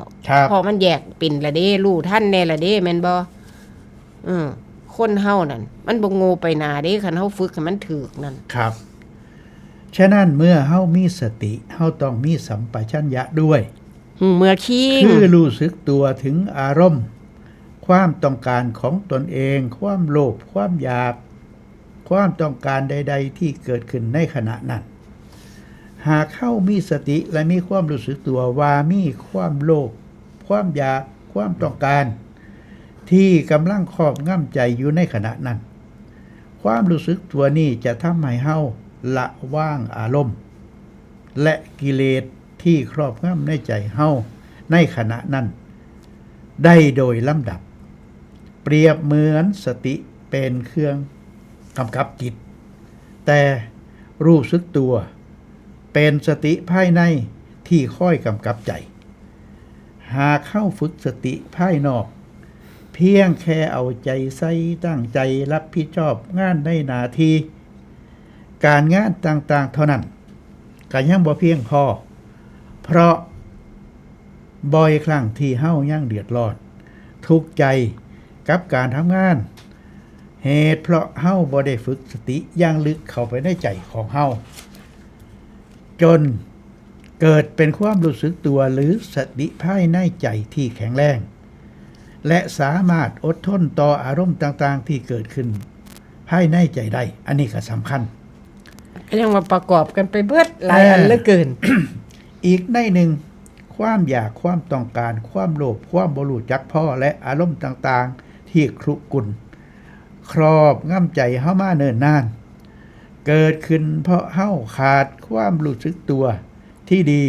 และตั้งมั่นจึงเป็นเหตุให้ใจเฮาบ่สามารถอดทนต่ออารมณ์ต่างๆที่มากระทบหรือยั่วยุได้และนี่คือสมุทัยหรือต้นต่อสาเหตุของความทุกข์ความวุ่นวายและการละเมิดศีลผิดธรรมอยู่เนืองๆถ้าอธิบายในแง่ของจิตวิทยามนุษย์เท่านั้นประกอบไปด้วยจิตสำนึกจิตใต้สำนึกและจิตเหนือสำนึกการที่คนเฮาจะไปแก้ไขพิจารณาขออภัยแก้ไขพฤติกรรมต่างๆภายในจิตใต้สำนึกซึ่งถูกครอบงำด้วยอารมณ์และกิเลสต่างๆมาเนิ่นนานจนเป็นนิสัยและความเคยชินของความบ่มีสติหลงลืมรีบร้อนเร่าร้อนงุดหงิดเศร้าหมองนั่นเฮาต้องเริ่มแก้ด้วยอาการฝึกสติในระดับจิตสำนึกที่การกระทำการพูดการคิดให้รู้จักการกระทำพูดและคิดด้วยความมีสติหากเคยรีบร้อนบู่วามก็ต้องหัดใจเย็นๆใจเย็นๆแน่พ่อใหญ่หลี จากเคยเดินบ่ดูตามาตาเลือก็ต้องหัดเดินด้วยความมีสติรู้จักสังเกตตัวเองและพิจารณารอบๆตัวเฮาบ่รีบร้อนเดินผีผาประมาทเล่นเล่อจนเกิดอุบัติเหตุจากที่เคยทำอะไรแบบขอไปที่ก็ต้องหัดทำอะไรด้วยความตั้งใจและความรับผิดชอบเป็นต้นสุดท้ายบอกว่าสติที่เกิดจากการฝึกในระดับจิตใจสำนึกในชีวิตประจำวันบ่อยๆจะค่อยๆเกิดสติในระดับจิตใจสำนึกมากขึ้นนี่ละและจะเล่นให้มากรู้สึกตัวได้ถึงอารมณ์ตัวเองมากขึ้นค่ะจนมีความเย็นรอบคอบบ่วู่วามบ่เร่าร้อนบ่โกรธง่ายหูจักยับยั้งชั่งใจรู้จักอะไรควรอะไรไม่ควรเป็นต้นความร้อนลดลงความร้อนลดลงอันฟังเทศหรือฟังอีหยังก็บ่รู้แต่มันมาในหัวสมองเฮาเห็นภาพแม่นบ่เดี๋ยวนี้เฮานั่นเพิ่นข้างหม้อต้มเฮาล่ะแค่บ่เอาเชื้อเพลิงใส่เดี๋ยวนี้นั่นยกหม้อบ่ทันได้มันหนักเลยมาหาหมู่ซะก่อนมาชวนกันยกหม้ออันน้ำร้อนนั่นลงซอยข่อยแน่ข่อยก็ซอยเจ้าคือเฮาบ่ต้องมาเพิ่งผู้เพิ่นมีคุณธรรมสูงครูบาอาจารย์ผู้เพิ่นสิเบิ่งเฮานั่นแล้วก็หมู่กองสองสั่นเดียวนี่บาดนี้คันเจ้าดูโกรธเจ้าก็เอาแต่โกรธศึกษาไปศึกษามามันเข้าใจได้บาดนี้มันหลดบ่แม่นว่ามาดองเฮาอยู่นี่ได้พอมันมาอาศัยกันได้บาดนี้เข้าใจเพิ่นได้บาดนี้อันก็ย้อนเฮาฟังเฮาคิดเฮาตองเฮาปฏิบัติจอบเบิ่งเด้จิตเจ้าของก็ได้แม่นบ่ก็ลักษณะว่า ที่แรกก็นึกว่ามันขังไว้ขังทุกข์ขังเอียงไว้จังซี่นะพ่อตั้งที่แท้มันบ่แม่นหน้าที่ของตัณหามันก็ตีกรอบทำสอบให้กับตัณหาหน้าที่ของไฟทำมากก็ตีกรอบให้เฮาเจ้าของคือกันทำสอบให้มันบ่ถือก็แก้ไขเท่านั้นไฟโลกยะนี่มีทางแก้ไขแต่ไฟทางผุนบ่มีทางแก้ไขเลยเด้เจ้าปฏิบัติบ่ถูกเจ้าบ่เห็นน้ำเพิ่นเด้เรื่องของความใจห้อนใจเย็นแม่เอ้ยค่ะใจห้อยใจเย็นรอบคอบบ่วู่ว่ามบ่เร่าร้อนบ่โกรธง่ายรู้จักยับยั้งชั่งใจอะไรควรไม่ควรนี่คือการฝึกสติค่ะฝึกสติในการทำงานอยู่บ้านอยู่เฮือนบ่ต้องมาวัดก็ได้นี่แหละตอนที่เฮากำลังจะค้นพบเลยได้นี่แม่นใจมันคลายออกเย็นร้อนบ่มีประโยชน์ใครแน่คุณฮ้อนแล้วได้นี่คุณฮ้อนแล้วได้นี่รู้สึกตัวหูท่านแหละแม่นบ่ค่ะมันก็หยุดอยู่จากที่เอาตื่นขึ้นมาปุ๊บแม่นบ่ค่ะสิย่างไปเอาแปรงสีฟันเข้าห้องน้ำจับนั่นจับนี่บ่ถึกเพราะว่ายังสงาวอยู่ขาดสติแล้วก็ขาดสติในตอนนั้นอ้าวหยุดนิ่งจักข้าวเบิ่งจักที่หน้าสิเอาหยังก่อนสิเฮ็ดจังได๋ดีสิเอาฟันปลอมออกจังสิสีฟันหรือจังได๋ว่ากันไปแม่นนี่ล่ะคือผมฝึกจังซี่ค่ะกำลังสิเย็นแล้วล่ะแม่ไข่แดดีขึ้นแต่ว่ามันมีสิ่งที่มากระทบมันทนบ่ได้อดทนต่อสิ่งกระทบนั้นบ่ได้ตัวนี้กิเลสกลางเด้พ่ออารมณ์ขึ้นมาทันทีกิเลสกลางละเด้บาดเกิดเล่นทางในเจ้าละเด้บาดมันมาเล่นงานแล้วถ้าอยู่ผู้เดียวนี่บ่รู้สึกตัวไว้อยู่ค่ะถ้าอยู่คนเดียวจะทำงานเนี่ยนะแต่มันบ่แข็งแกร่งเด้แต่ที่เพิ่นบอกว่ามีความรับผิดชอบบ่วู่วามบ่เล่าร้อนอันนี้บ่โกรธง่ายมันมีอยู่ผู้ที่เขาเจ้ามีบุญเก่าคันครูบาอาจารย์เพิ่นเว้าแม้แต่พระพุทธเจ้าเพิ่นก็สอนมีบุญมาแต่เก่าตัวนี้มันต่อภพต่อชาติได้บาดนี่เจ้าฝึกตั้งแต่โกรธอยู่นี่แล้วก็ฆ่าคนตายอยู่นี่ฮ้อนร่นอยู่นี่ชาติภพต่อไปเจ้าก็ไปนำหันเดสันสัตตานั่งอันนี้ก็เลยมาหูเมื่อละบาดนี้เรียนรู้แล้วเฮามาฝึกให้มันเย็นแต่เดี๋ยวนี้ซะไปหัดปล่อยหัดวางแต่เดี๋ยวนี้ซะไปเอานี่ละอยู่เฮือนนี่ละอยู่ไสก็อย่าเอาไปเอามามันสิได้อยู่เนาะมั้งได้บ่ได้น้อยก็ได้หลายคันเฮ็ดมันถูกคือเพิ่นว่านี่อยู่ในนี่คันบ่อ่านจ้างก็บ่พอเอาก็ศึกษาก็นั่นว่าจ้างก็บ่พอเพิ่นให้ล่ะปริยัติลงมือปฏิบัติกายวาจาใจอันนี้บ่ได้อยู่ไกลจักเม็ดแม่นบ่ล่ะปฏิเวทมันเกิดขึ้นมาเองเจ้ารู้เองคำตอบนั่นเจ้าไปหาเองคำถามนี่เฮาศึกษาเลยฟังไปจิตของเฮาน่ะมันบ่อยู่ซื่อๆเอาไปก่อเสียงเทศเสียงธรรมครูบาอาจารย์อ่านบ่อ่านไกอันนั่งสมาธิรวมลงให้มันเย็นแม่นอยู่บ่เอาเบิดทุกรูปแบบไผก็ดีครับครูบาอาจารย์เพิ่นก็เล่นมาจนเพิ่นฮู้จักแตกอีหลีเพิ่นก็ในเมื่อว่าฮู้แล้วนั่นมันบ่กลับไปเป็นอีกดอกมันเบิดแต่เฮาเด้ซั่นคือเย็นแล้วคือบ่ร้อนซั่นตะกี้คือร้อนแต่มองนี่แม่นอยู่ว่าเอาบัดยังอีกบัดนี้มันบ่ทันเบิดเด้ซะเฮาก็สิปฏิบัติไปตายซะนี่ซะได้ยาหัวมันเฮ็ดปัจจุบันเลยบัดมันบ่ต่อเนื่องใช่ต่อเนื่องอยู่ถ้าสิ่งที่มากระทบพ่อรับเฮาบ่เฮียนนำมันนั่นเฮาสิเอาใส่เป็นแบบฝึกหัดก็ว่ากันไปอยู่แต่ว่าแต่โตที่มันมาแห้งมันก็ต้องฝึกอีกง่ายเงิบง่ายเงิบลุกขึ้นมาอีก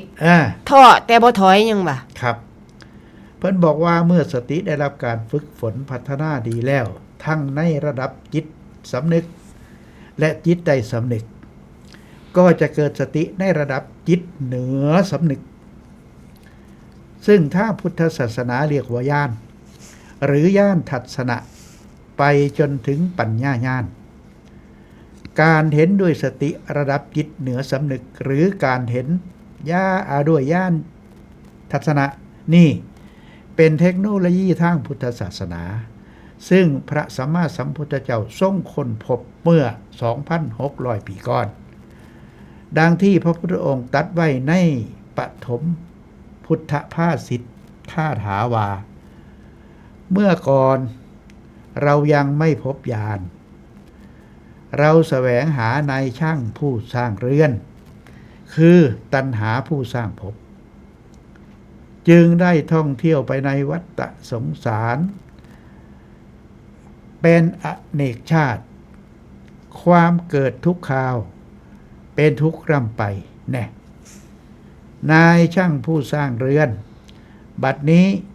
เราพบญาณแล้ว เจ้าจะมาสร้างเรือนสร้างภพชาติให้เราไม่ได้อีกแล้วไม่ได้อีกต่อไปซี่โครงทุกซี่หรือว่ากิเลสของท่านเราหักเสียแล้วยอดเรือนอวิชชาเราก็ลื้อเสียแล้วจิตของเราถึงซึ่งความอันปราศจากเครื่องปรุงแต่งแล้วเพราะเราได้บรรลุธรรมที่สิ้นไปแห่งตัณหาแล้วหรือนิพพานโดยทั่วไปเฮาต้องรู้จักแต่ความรู้ที่เกิดจากในการนึกคิดใครควรพิจารณาหรือขาดคะเนไปตามสมมุติฐานหรือสมมุติบัญญัติต่างๆของโลกซึ่งเฮาได้รับการฝึกฝนเรียนรู้มาตั้งแต่เด็กจนเติบใหญ่แต่ความรู้นี้เป็นความรู้ที่อยู่ภายใต้สมมุติบัญญัติของโลกอันตกอยู่ภายใต้ทวิภาวะในวงเล็บของคู่เช่นยาวสั้นใกล้ไกลสุขทุกข์พอใจบ่พอใจเป็นต้นแต่ความรู้ทางธรรมนั้นเป็นความรู้ที่อยู่เหนือสมมุติบัญญัติของโลกคือ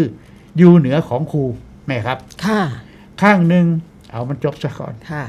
ข้างหนึ่งสมเด็จพุทธาจารย์โตพรหมรังสีถามครัวตาผู้เป็นอาจารย์ของท่านว่าไผก็บอกว่าท่านอาจารย์ย่นระยะทางใดครัวตาหัวเราะและตอบว่าฉันไม่ได้ย่นระยะทางหรอกแต่ในใจฉันบ่คิดคำว่าใกล้หรือไกลหรือบ่มีใกล้หรือไกลฉันกำหนดเจตนาว่าไปไหนฉันจะไปได้ในชั่วลัดนิ้วมือนี่คือตัวอย่างของการปล่อยว่างสมมุติบัญญัติต่างๆของโลกอันเป็นตัวบังคับปัญญาและความรู้แจ้งเป็นตัวบังปัญญาเนาะและความรู้แจ้งมันบังฉันไม่ได้ย่นระยะทางดอกแต่ฉันคิดว่าใกล้หรือไกลบ่มีคำว่าใกล้หรือไกลแม่บ่มีไกลหรือไกลฉันกำหนดเจตนาว่าจะไปไหนฉันก็ไปได้ในชั่วลัดนิ้วมือนี่คือตัวอย่างของการปล่อยว่างสมมุติบัญญัติต่างๆของโลกอันเป็นตัวบังปัญญาและความรู้แจ้งนี่ในอดีตมีจังซี่แม่ครับแท้เฮาก็มาฝึกให้มันเสมอนี่ล่ะก็คือให้เห็นหน้าตาตัณหาแน่คันจือบ่ได้หลายก็มันอยากได้มันอยากมีมันอยากเป็นแม่นบ่ล่ะคันบาดนี้ถ้าเฮาบ่เข้าใจอริยสัจทั้ง4นี่มันก็เฮ็ดหยังมันบ่ได้เด้มันก็ไปนำตัณหาอดรอดเด้เพราะว่าหยังว่าติถ้าเฮาฮู้อริยสัจนำเพิ่นแล้วนี่ฝ่ายนี้ฝ่ายตัณหาเมซี่เรียนมักจังซี่ฝึกแบบนี้ครูที่มันสาเหตุนี่เฮามุ่งทำเหตุเลยครับเอาเหตุนี่มันจึงเป็นสิ่งนี้เฮาเข้าใจแน่แล้วแม่นบ่เฮาก็ต้องบ่ทำเหตุมันเฮาก็ต้องหยุดนะพ่อแต่อันถ้าเฮาบ่ฮู้จักหน้าตาของตัณหานี่มันอยากก็เอาไปทั่วกันลวดจังซี่มันก็ซ่าอยู่ในเมซี่ว่ามันตัดออกไว้บ่ได้นะมันบ่เห็นเกิดเห็นดับฝึกน้ำหัวเข้าหน้าแข้งก็ยังเว้าสู่หมู่ฟังอยู่มีเมซี่นำกันเมซี่กล้าบักนาวใหญ่แล้วมันกำลังสิขึ้นสิขุดไปปลูกหม่องใหม่เพิ่นก็เลยคิดดีสิตัดตอนยอดมันเพิ่นก็ตัดต้นมันครับเมซี่เราไปเห็นที่แรกคือสิ่งที่เฮาเฮ็ดแล้วมันต้องการ มันเสียดายมันแพงพอของรัก อืม บ้านนี้มันเกิดปืดขึ้นไปเฮาหูจักวิธีแล้วโตนี่เฮาตั้งท่งไว้สูงมากอีหยังกับรักษาจิตของเฮาให้ดีที่สุดสักวันช่วงนี้แม่นบ่ล่ะบ่ให้มันเหนือถ้ำไปได้เอามันสิเกิดจักเทื่อเมสซี่จอบเบิ่งใจเจ้าของเกิดดับ3เทื่อพอมันเกิดขึ้นมามันเสียดายมันบ่พอใจเทื่อที่1ก็ขึ้นฮ้อนกว่าเก่าตกมาอีกเทื่อที่2เย็นลงกว่าเก่าเสียดายนั่นเทื่อที่3มิดจีรีเลยพอเพราะว่าหยังว่าติเฮาฮู้สาเหตุแห่งทุกข์ล่ะฮู้สาเหตุว่าไฟกิเลสล่ะมันสิมีอีหยังอันนั้นแม่นบ่เอาสิ่งที่เฮารักที่สุดนี่มันโยงหน้าโยงหลังไปเบิดเลยมีแต่จอบเบิ่งเฮ็ดจังใดจังสิออกจากวงล้อมตัวมันพอใจบ่พอใจอยู่หั่น อืม เฮ็ดจังใดมันสิบ่โกรธบ่โลภบ่หลงแยกเบิ่งอยู่นี่ล่ะ ครับ ฝึกอยู่นี่ล่ะบ่ใส่บ่เอาขี้อันฝอยเอาฟืนใส่มันไปอดเอาที่แรกต่อมาเศร้าอดได้รู้เท่าทันได้พอ ครับ นี่จังหวะที่2เจ้าว่านี่เห็นจิตนี่ นี่เด้ เมื่อก่อนเรายังไม่พบญาณเราแสวงหาในช่างผู้สร้างเรือน คือตัณหาผู้สร้างภพ มัน จึงได้ จ ท่ ริ อง ง ๆแห เที่ ละ ยว ตัณหานี่ ท่องเที่ยวไปในวัฏสงสาร เป็นอเนกชาติ ความเกิดทุกคราวเป็นทุกข์ร่ำไป แน่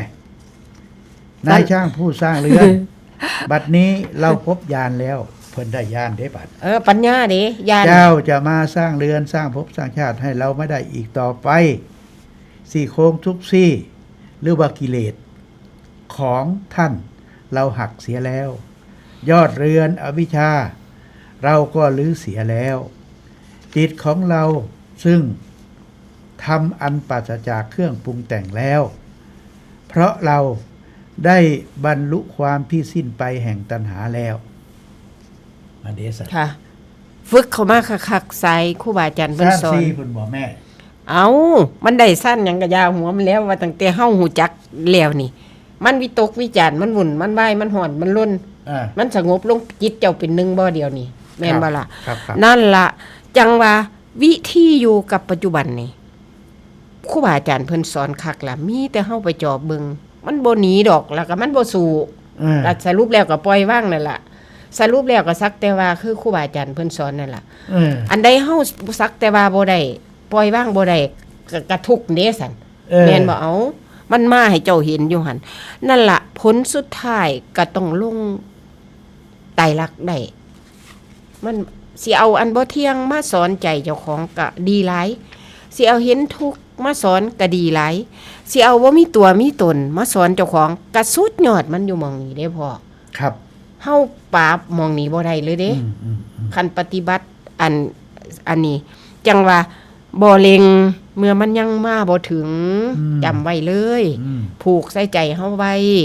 ไปเล็งมันบ่ได้แต่รีบเฮ็ดเด้เหตุนั่นแม่นบ่ล่ะ ครับ เหตุเจ้าสิพ้นทุกข์นั่นเจ้าสิ ใช่ มาบ่เล็งบ่ปฏิบัตินั่นแล้วแต่เจ้าเด้บัดนี้ แม่นบ่ล่ะทำไปเรื่อยๆเหนื่อยก็พักนักก็ว่างหันนี้สันคำครูบาอาจารย์เพิ่นสอนนั่นแม่นบ่ล่ะ ครับ บ่ดึงเมื่อมันยังบ่ถึงเวลา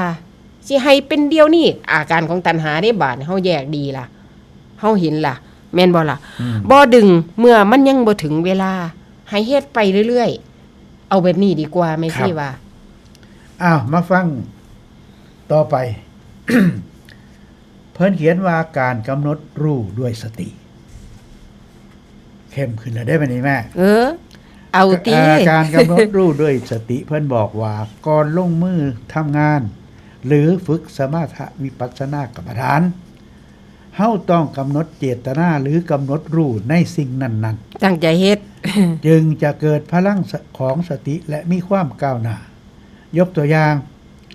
เมื่อมีงานสำคัญหรืองานเร่งด่วนเข้ามาให้เฮาตั้งใจว่าวันนี้จะต้องทำงานให้เสร็จ ถ้าทำงานบ่เสร็จจะบ่กลับบ้าน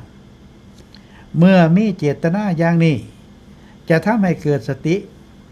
ที่ตั้งมั่นในการงานอย่างบ่เผลอสติเลย อันนี้คาถาได้ไหม ค่ะ และคณะทำงาน จะทำด้วยความตั้งใจอยู่กับงานหรืออยู่กับตัวเองคือทำงานด้วยความรู้สึกตัวอยู่ตลอดเวลาการทำอาการฝึกสมาธิก็เช่นกันหากมีการกำหนดเจตนาเด้ ค่ะ เป็นตัวตั้งคือกำหนดรู้ชัดไว้ในใจอย่างนี้ก็จะเกิดพลังสติอันเกิดจากการกำหนดรู้ด้วยเจตนาจนเกิดความตั้งใจมั่น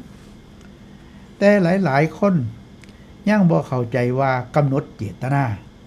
หรือกำหนดหูว่าคืออะไรไม่ใช่กำหนดแบบเพ่งหรือจ้องไม่ใช่ไปบังคับจิตเพื่อเพ่งสิ่งนั้นสิ่งนี้บางครั้งเพ่งมากไปจนจิตรู้สึกหนักๆหรือเกิดอาการตึงเครียดแท้จริงแล้วการกำหนดรู้นั่นเป็นอาการซึ่งเกิดขึ้นที่ใจเป็นความตั้งใจจะทำในสิ่งนี้ด้วยเจตนาที่มั่นคงฉะนั้นหากเข้ากำหนดรู้อยู่กับลมหายใจด้วยความตั้งใจโดยเจตนารู้อยู่กับลมหายใจอย่างเดียวทุกขณะที่ลมหายใจผ่านเข้าและผ่านออกจะทำให้รู้ลมหายใจชัดในทุกขณะปัจจุบันและปล่อยว่างความนึกคิดทั้งหมดในขณะนั้นหากเข้าทำได้โดยบ่เผลอสตินาน10 นาทีแสดงว่าเฮามีสมาธิที่ตั้งมั่น10 นาทีแต่โดยมากผู้ปฏิบัติจะดูลมหายใจไม่ได้ถึง2 นาทีก็เผลอสติไปอยู่ที่บ้านบ้างที่ทำงานบ้างไม่ตั้งใจมันเพราะบ่ได้กำหนดรู้ด้วยเจตนาที่มันคงจะรู้ชัดอยู่กับลมหายใจทุกๆขณะโดยไม่ใส่ใจเรื่องในอดีตและอนาคตพ่อเผลอสติบ่อยๆก็ฟุ้งก็นั่งหลับ ก็เป็นมาแล้ว ก็เป็นมาแล้ว เบิดสุอัน ล้มลุกคุกคาน การกำหนดรู้นี่แล้วมันจังไดนี่แม่พอเข้าใจได้บ่ถ้าเฮาฝึกเข้า เพิ่น สู่ ให้กำหนดก่อน เข้าสู่ระบบความถูกต้องก็หมายถึงฝึกกำหนดมาแล้วล่ะจังได้เห็นจิตเห็นใจเจ้าของมันกำหนดอยู่แล้วแม่นบ่ล่ะเพราะเฮาตั้งใจเด้สันตั้งเจตนาเด้สันกายวาจาใจอันนี้เด้สันแม่นบ่ล่ะเฮาฝึกมามันเดินมากมาแม่นบ่ฝึกมาจนมีสติก็จนข้ามมาสติฝึกสติในกายว่าจาใจของเฮานี่คือขันธ์5นี่แม่นบ่แต่กี้นะเฮาฝึกสติการงานยังว่าลืมปิดน้ำปิดไฟเรียนหนังสือทำมาหากินนำหมู่นี่เฮาก็ว่าเฮาคักหลายเติบแล้วแม่นบ่แต่ว่าที่มันถูกแท้ๆก็คือเข้ามาเบิ่งในขันธ์5นี่เด้บาดนี้สติอันนี้เฮาก็ฝึกเดินมักมาอันนี้ก็แยกบาปแยกบุญมาละเด้ก็แยกตัณหาราคะอุปทานมันมาตามที่รู้มาเรื่อยๆรู้มาเรื่อยๆทิ้งมาเรื่อยๆเห็นทุกข์เห็นอริยสัจนำเพิ่น2อันนี้ให้เหตุแห่งทุกข์อย่าเฮ็ดเด้ก็อย่าเฮ็ดซะแต่อันนี้มันบ่ฟังเพิ่นเด้ว่านี่ข่อยอยากเฮ็ดตัณหาพุ่นมันบังคับอยู่หั่นต้องเห็นหน้าตาของตัณหาโลภโกรธหลงพร้อมดิอุปทานดิตั้งเจตนาเนี่ยสำคัญอยู่นี่ขั้นตอนของไม่ใช่กระจับมาปฏิบัติต้องเฮ็ดให้เสร็จมื้อนี้อ้าวตั้งไว้แล้วเด้แม่นแต่พระพุทธเจ้าเพิ่นก็แบ่งไว้หลายขั้นตอนคือกันครับเจตนาก็มีหลายลำดับความตั้งใจก็มีหลายลำดับแม่นบ่ล่ะสมควรและไม่สมควรพุ่นบาดนี้สุดท้ายมันจังสิเข้าใจว่าเพิ่นสอนนี่โอ้ยบ่มีหม่องตีเลยพ่อครับคันแม่นเจ้าว่าต้องได้ต้องทำให้ได้ถ้าเกิดมันเป็นบัดนี้ก็สุดตรงพระพุทธเจ้าบ่สอนเจ้าสิอันนี้ก็กลายเป็นตัณหากลายเป็นอุปทานกลายเป็นตัวตนคือเก่าเรียกว่าประกอบกันเลยตัณหากับอุเบกขาจังสิเมตตาบาดนี้กับอุเบกขาฝึกอันนั้นได้เฮ็ดได้จังมามีเมตตากับอุเบกขาเอาเจ้าคิดเบิ่งเจ้าเห็นอยู่แม่นบ่ล่ะครับ ความเมตตานี่มันเกิดขึ้นมามันกระปงว่างได้ง่ายเพราะว่าความโลภโกรธหลงเฮาลดลงเด้ นั่นสิมาปล่อยใดก็ได้วะแม่นบ่ ครับ เฮ็ดจังใดก็ได้ให้เข้าใจตามหลักธรรมเพิ่นมันเย็นลงนี่ล่ะมันบ่โลภบ่โกรธบ่หลงหลายนี่ล่ะ เอาแบบนี้ดีกว่า ก็ได้เทคนิคไปทีละอย่าง2อย่าง ฟังไป เพิ่นบอกว่าขอนาคิดก็คือการทำงานก็ดีการฝึกสมาธิก็ดีถ้าขาดเจตนาหรือความตั้งมั่น ก็บ่ได้ ตั้งใจมั่นเช่นนี้แทนที่จะมาทำงานหรือฝึกสมาธิเพื่อเป็นการเสริมสร้างและพัฒนาสติกลับกลายเป็นว่ามาฝึกทำลายสติและสร้างความเคยชินให้เผลอสติบ่อยๆเพราะเหตุขาดเจตนาความตั้งมั่นในการกำหนดรู้นั่นเอง เพิ่นจังให้มีศรัทธาเพิ่นจังให้มีศีลไฟมันขัดของกระจาค่ะ ครับ ปัญญาแทรกซ้อนสุตตะกะฟังกะปฏิบัติไป ครับ พุ่นแนวทางปฏิบัตินั่นมันบ่แม่นได้โลดแม่นบ่ล่ะเจ้าก็ต้องเฮ็ดตามเพิ่นบัดสุดท้ายมันก็เห็นทุกข์เห็นเกิดดับน้ำเพิ่นเห็นไตรลักษณ์ก็จบลงอยู่หม่องพุ่นละบัด ครับ นี้ ครับครับ แน่เว้าง่ายคือหยังนี่ แต่ว่าไปเฮ็ดเอาไปเอามันแม่นบ่ได้บ่เทอกัน เจตนาหรือความตั้งใจมัน ค่ะ สำคัญเหลือเกิน แต่ว่าพระอริยะเพิ่นตามที่เฮาศึกษาฟังเพิ่นเทศน์นี่เพิ่นเฮ็ดจนเบิดเจตนาคือบ่มีตัวมีตนบ่มีไผเฮ็ดนั่นเด้สันมันเป็นลงคำครูบาอาจารย์เพิ่นสอนเฮาอยู่เดียวนี่ตั้งที่แรกนี่เดียวนี่ให้เฮาต้องตั้งเจตนาเดียวนี่ ครับ สิเฮ็ดหยังก็ต้องอยู่ในเจตนาที่มันบริสุทธิ์ไว้อยู่ในศีลในธรรมไว้ กำหนดไว้ในใจ แต่ว่าเฮ็ดไปจนมันเบิดเจตนาก็คือเบิดตัวเบิดตนได้แม่ ครับ ซี่ว่า อันนี้ตามพิจารณาเบิ่งคำสอนเพิ่นนี่ก็ได้บาดนี้พอมันเบิดเจตนาแล้วเพิ่นก็อยู่ว่างตัวบาดนี้ ครับ เพิ่นบ่มีอีหยังในบาดนี้ ตัวตนเพิ่นก็บ่มีโอ้ยเฮา ครับ ก็อยากไปมองหันคือกันเด้บาดนี้แม่นอยู่เอา อ่า ไปบ่ได้ก็สิไปสิเฮ็ด เหตุเพราะขาดเจตนาหรือความตั้งใจมัน พวกนี้ ใน เบา การกำหนดรู้นั่นเอง ๆลอยๆอันนี้ เช่น เวลาเลิกงาน บริษัทกำหนดว่าต้องทำงานจนถึง5 โมงเย็นจึงจะกลับบ้านได้ก็ควรมีความตั้งใจทำงานที่ดี จะได้เป็นการฝึกเสริมสร้างสติและสมาธิที่ดีและมั่นคง การทำงานด้วยสติที่เป็นสมาธิอยู่กับปัจจุบัน ก็จะเสมือนอยู่เหนือการเวลา คือรู้สึกว่าเวลาทำงานผ่านไปรวดเร็วเหลือเกินบ่เท่าใดก็ถึงเวลากลับบ้านแล้ว เมื่อเป็นเช่นนี้การทำงานจึงเรียกว่าเป็นการปฏิบัติธรรม ส่วนคนที่บ่มีสมาธิในการทำงาน จะฝึกทำงานจะรู้สึกได้ว่า เวลาทำงานมันช่างเนิ่นนานเหลือเกิน และรู้สึกหงุดหงิดอยู่ตลอดเวลา การฝึกสมาธิก็เช่นเดียวกันกำหนดพุทโธก็ดีดูลมหายใจก็ดีดูท้องพองยุบก็ดี หากทำไปโดยขาดความตั้งใจ ในการกำหนดรู้ชัดอยู่กับสิ่งนั้น ใจก็จะลอยและฟุ้งตลอดเวลา ก็ควรคิดอีกประการหนึ่ง การฝึกสมาธิบ่ได้หมายถึงการฝึกกำหนดพุทโธดูลมหายใจดูท้องพองยุบแต่คือการฝึกใจของเฮาให้ตั้งมั่นอยู่กับสิ่งนั้นได้นานโดยบ่เผลอสติ ค่อยๆลองเริ่มตั้งต้นตั้งใจสัก10 นาทีดูว่าเผลอสติบ่อยไหมจากนั้นค่อยๆเพิ่มความตั้งใจเป็นครึ่งชั่วโมงและ1 ชั่วโมงตามลำดับเมื่อฝึกสติให้ตั้งมั่นได้นานตามที่ต้องการแล้วจะเกิดพลังสติสมาธิการฝึกสมาธิก็คือการฝึกความตั้งใจให้มีความตั้งใจมั่นหรือตั้งใจชอบนั่นเองหรือที่เรียกว่าสัมมาสมาธิคำว่าชอบในที่นี้ต้องเป็นสมาธิที่เกิดจากการปล่อยว่างนะครับ ค่ะ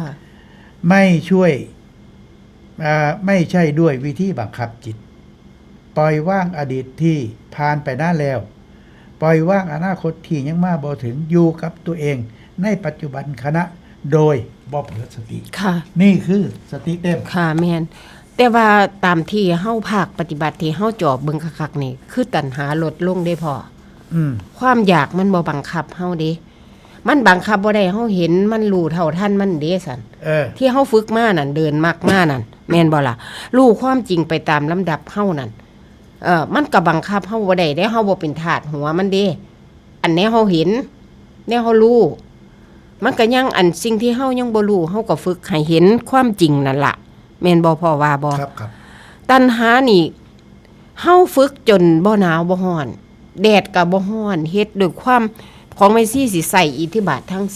4ฉันทะวิริยะจิตตะวิมังสาสิเอามาใส่ชีวิตในฝ่ายโลกก็เอามาใส่อยู่แต่มาปฏิบัติอยู่วัดอยู่ว่าก็เอาตัวนี้มาใส่คือกันเพราะว่าหยังว่าติพอใจเฮ็ดจังสีซะอย่างนี่คันสิเว้าภาษาบ้านเฮาแม่นบ่พอเฮาฝึกเป็นนิสัยแล้วบ่ร้อนบ่ร้นแดดร้อนๆก็บ่ร้อนเฮาเฮ็ดเวียกนั่นเฮ็ดให้มันแล้วเป็นอันๆไปอันนี้บ่แล้วมื้ออื่นจังเฮ็ดอันนี้ก็เป็นระบบเด้บ่แม่นว่าเมสซี่ได้นำนิทานขอยกประเด็นไปตึกแหป่าคอใหญ่ว่าซั่นนิทานเพิ่นว่า ครับ ได้ปลาคอใหญ่เข้าแหแล้วเอามาใส่เรือมันโดดลงเรือได้ตั้งแต่ปลาซิวแล้วก็เอาเมื่อกินก็คือทอดแต่ปลาคอใหญ่อันนั้นรถมันโยงเชื่อมไปใส่ความพอใจทำเฮ็ดอีหยังกับพอใจในสุนที่ตนมีเบิ่งเพิ่นสอนไปมุมนั้นอีกมุมสันโดษนั่นเฮ็ดจังได๋สนะพ่อมันเป็นตาเซาอ่อนอยู่ได้แม่ซี่ว่า ครับ เฮ็ดไปโลดหลายอย่างก็ยาแต่มันจุดเดียวหั่นล่ะเจ้าว่างบ่ได้ก็บ่แม่นดอกเจ้าฮ้อนเจ้าล้นอยู่หั่นก็บ่แม่นดอกเป็นธาตุกิเลสอยู่หั่นก็เอาอยู่หั่นแหละอ้าวเริ่มต้นกำหนดรู้เด้อแม่นข้อสำคัญเป็นคาถาเลยครับกำหนดรู้ด้วยสติเอาตัวนี้ละกายฝากไว้กับศีลไปเลยเอาจักไปแล้วที่นี่สติกับการปล่อยว่างมันมีละแหมมีสติกับการปล่อยว่างเพิ่นบอกว่าการมีสติปล่อยว่างจากการให้ค่าและสมมุติต่างๆของโลกจะเสมือนอยู่เหนือการเวลาทำงานโดยไม่พะวักพะวนบ่ห่วงหน้าพะวงหลังบ่มีความกลัวว่าจะผิดหวังหรือไม่สำเร็จไม่ทุกข์กับการงานนั้นไม่ว่าผลงานจะผิดพลาดหรือถูกตำหนิก็บ่มีความกังวลหรือถูกใจและไม่ดีใจเป็นปลื้มจนลืมตัวแม้ว่าจะได้รับคำเยินย่อสรรเสริญก็ตามแต่รู้จักปล่อยวางและขยันพัฒนาการงานให้ดียิ่งขึ้นไปซึ่งเป็นสิ่งที่สำคัญในการจะทำกิจการงานทางปวงเพราะจะทำให้เฮามีความสุขกับการทำงานผลของการทำงานก็มีประสิทธิภาพดังที่พระพุทธเจ้าได้กล่าวว่าทำงานทุกชนิดด้วยจิตว่างคำว่าว่างในที่นี้ไม่ใช่ว่างแบบบ่เฮ็ดอีหยังบ่ใส่ใจอีหยังหรือว่างแบบบ่มีเป้าหมายตรงกันข้ามว่างนี่คือว่างที่จิตรู้จักปล่อยว่างแต่ทำงานใดมากมายทำงานเต็มที่ทำงานแบบบ่มีเป้าหมายแบบมีเป้าหมายชัดเจนถึงจะเป็นการทำงานด้วยจิตว่างอย่างแท้จริงโดยเฉพาะการภาวนาซึ่งเป็นงานทำงานอาการทำงานของจิตยิ่งต้องรู้จักทำงานด้วยจิตตั้งใจที่ดีและต้องรู้จักปล่อยว่างด้วยเช่นขณะตั้งใจกำหนดรู้อยู่กับลมหายใจเข้าออกต้องรู้จักความปล่อยว่างคือต้องบ่อยากได้สมาธิหรือความสงบและเมื่อบ่อยากได้ความสงบก็จะค่อยๆเกิดขึ้นเองแม่นบ่ตัวนี้เฮาคิดดีพิจารณาแล้วจังเฮ็ดคันเฮาเฮ็ดด้วยความอยากความหลงนี่มันผิดพลาดมันฮ้อนพ่อ เขาหน่อยจอบเบิ่งอันตามภาพว่าเฮา ครับ ไปฝึกแม่นบ่ อืม แล้วโอ้ตัณหา แต่ถ้าคิดดีแล้วทางมาทางเข้าทางออกพิจารณาแม่นบ่บาดนี้ถ้ามันผิดพลาดก็แก้ไขพอได้บางเทื่อก็ยกใส่เว้นใส่กรรมก็ยังไข่ได้แม่นบ่ดีกว่าเฮาบ่ได้คิดแม่นบ่ ดูตีกว่าตัณหาบังคับ อยากไล่ล่ากันอยู่หั่นมันหลงฮ้อนตื้มกันไม่สิจอบเบิ่งแบบนี้ล่ะ อันฝึกอยู่อันอยู่ไสก็อย่า อ้าว ไล่ล่าเฮา เหลือเวลา15 นาทีผู้ใดสิเข้าร่วมรายการโทรมาได้042-090-271ครับรายการเวทีถ้ำวิถีพุทธกำลังดำเนินในการเรื่องของการฝึกสติมีเหตุที่ดี ทำเห มี ตุ ผลที่ดีทำเหตุให้ดี จะมีผลที่ดี ทำเหตุ อ่า เดี๋ยวนี้นะเฮาบ่มีทางเลือกดอก บ่มีทางเลือก ถอยกับกิเลสเหยียบหัวเลย อ่า สติกับการปล่อยว่างหูแล้ว ค่ะ ทำแบบบ้างๆ มันว่า สิบ่ทุกข์ใจ กะ งาน ค่อย สิออกมาดี ค่อยฝึกไป เออ มันว่างบ่ได้ก็ต้องเบิ่งมันจอบเบิ่งมันอยู่หั่นล่ะความแจ้งจริงของเฮานี่ บัดนี้ก็ฝึกให้เห็นบัดนี้ ทั้ง เอาต่อไปเรื่อยๆเนาะ เว้าไป หาเสียง กับ โทร นิมนต์คุณครูบาอาจารย์เจ้าค่ะ เอาผู้ธรรมดา ผู้ใดญาติธรรมก็เชิญได้เด้อครับ เชิญได้เด้อค่ะ เชิญได้เข้ามาแสด แต่ ง ส่วน ความ มาก คิดเห็น อะ ในรายการ เว้าภาษาอีสานผู้เพิ่นคนไทยเพิ่นก็ฟังเฮาบ่รู้เรื่อง ก็สิเป็นไทยพ่อกระเทินอยู่นี่ก็ได้ แต่ว่าก็เอา เว้าไปเว้ามามันก็บ่คือเว้าไทยได้เว้าไทยก็บ่คือบัดนี้ เป็นกระจาซะ เป็นกระจา สัตว์ครึ่งบกครึ่งบ้านซะ ครับต่อ ครึ่ง มา บ้าน เขียน ครึ่ง ว่า วัด ฝึก ซะ ให้เห็น อืม เมื่อเฮาฮู้หลักเบื้องต้นที่สำคัญของการฝึกสติด้วยความตั้งใจและปล่อยวาง ในการกำหนดรู้ชัดแล้ว การฝึกขั้นต่อไปก็คือการเห็น ค่ะ ที่เฮาโสกันเมื่อนั้นนะ เอาจนเห็นจิตเห็น กา ใจ รเห็น มีหนึ่งการเห็นด้วยสติ 2. การเห็นด้วยความรู้สึกตัว หรือที่เรียกว่าสัมปชัญญะ 3. การเห็นด้วยความปล่อยว่าง 4. การเห็นด้วยญาณทัศนะ 5. การเห็นด้วยปัญญาญาณอธิบายความการเห็นข้อแรกคือการเห็นด้วยสติ เพิ่นบอกว่าคนทั่วไปมีสติรู้สิ่งที่เกิดขึ้น แต่บ่เห็นสิ่งที่เกิดขึ้น เอาคนทั่วไปมีสติรู้สิ่งที่เกิดขึ้น แต่บ่เห็นสิ่งที่เกิดขึ้น จึงทำให้เผลอสติตกการเลยบัดนี้ไหลไปกับความคิดและอารมณ์ได้ง่าย ยกตัวอย่าง ถ้าเฮามีสติฮู้ว่ากำลังโกรธแต่บ่สามารถยับยั้งความโกรธได้ แต่เมื่อไรรู้จักฝึกสติในการให้เกิดการรู้และการเห็นด้วยสติ มีสติหูว่ากำลังโกรธและเห็นตนเองที่กำลังโกรธด้วยพอเห็นตัวเองเท่านั้นความโกรธก็จะค่อยๆหมดดับไปเคยเป็นบ่ เป็นเบิดคัน เป็น ผู้ เบิด ฝึกถึก แม่นบ่ ค่ะ กะลำพังการลำพังแค่รู้ว่ากำลังโกรธนั่นยังมีสติบ่มากพอเพราะยังเป็นคนสติที่รู้แล้วไหลไปกับอารมณ์ได้ง่ายแต่หากรู้จักฝึกสติให้ตื่นและให้เห็นไปพร้อมๆกับการรู้อารมณ์โกรธการเห็นจะทำให้สติมีกำลังที่จะละว่างความโกรธนั่นทันทีหรือหูว่าความพอใจเกิดขึ้นแล้วนี่มันมีสติในระดับหนึ่งแต่ก็ยังมีความอยากได้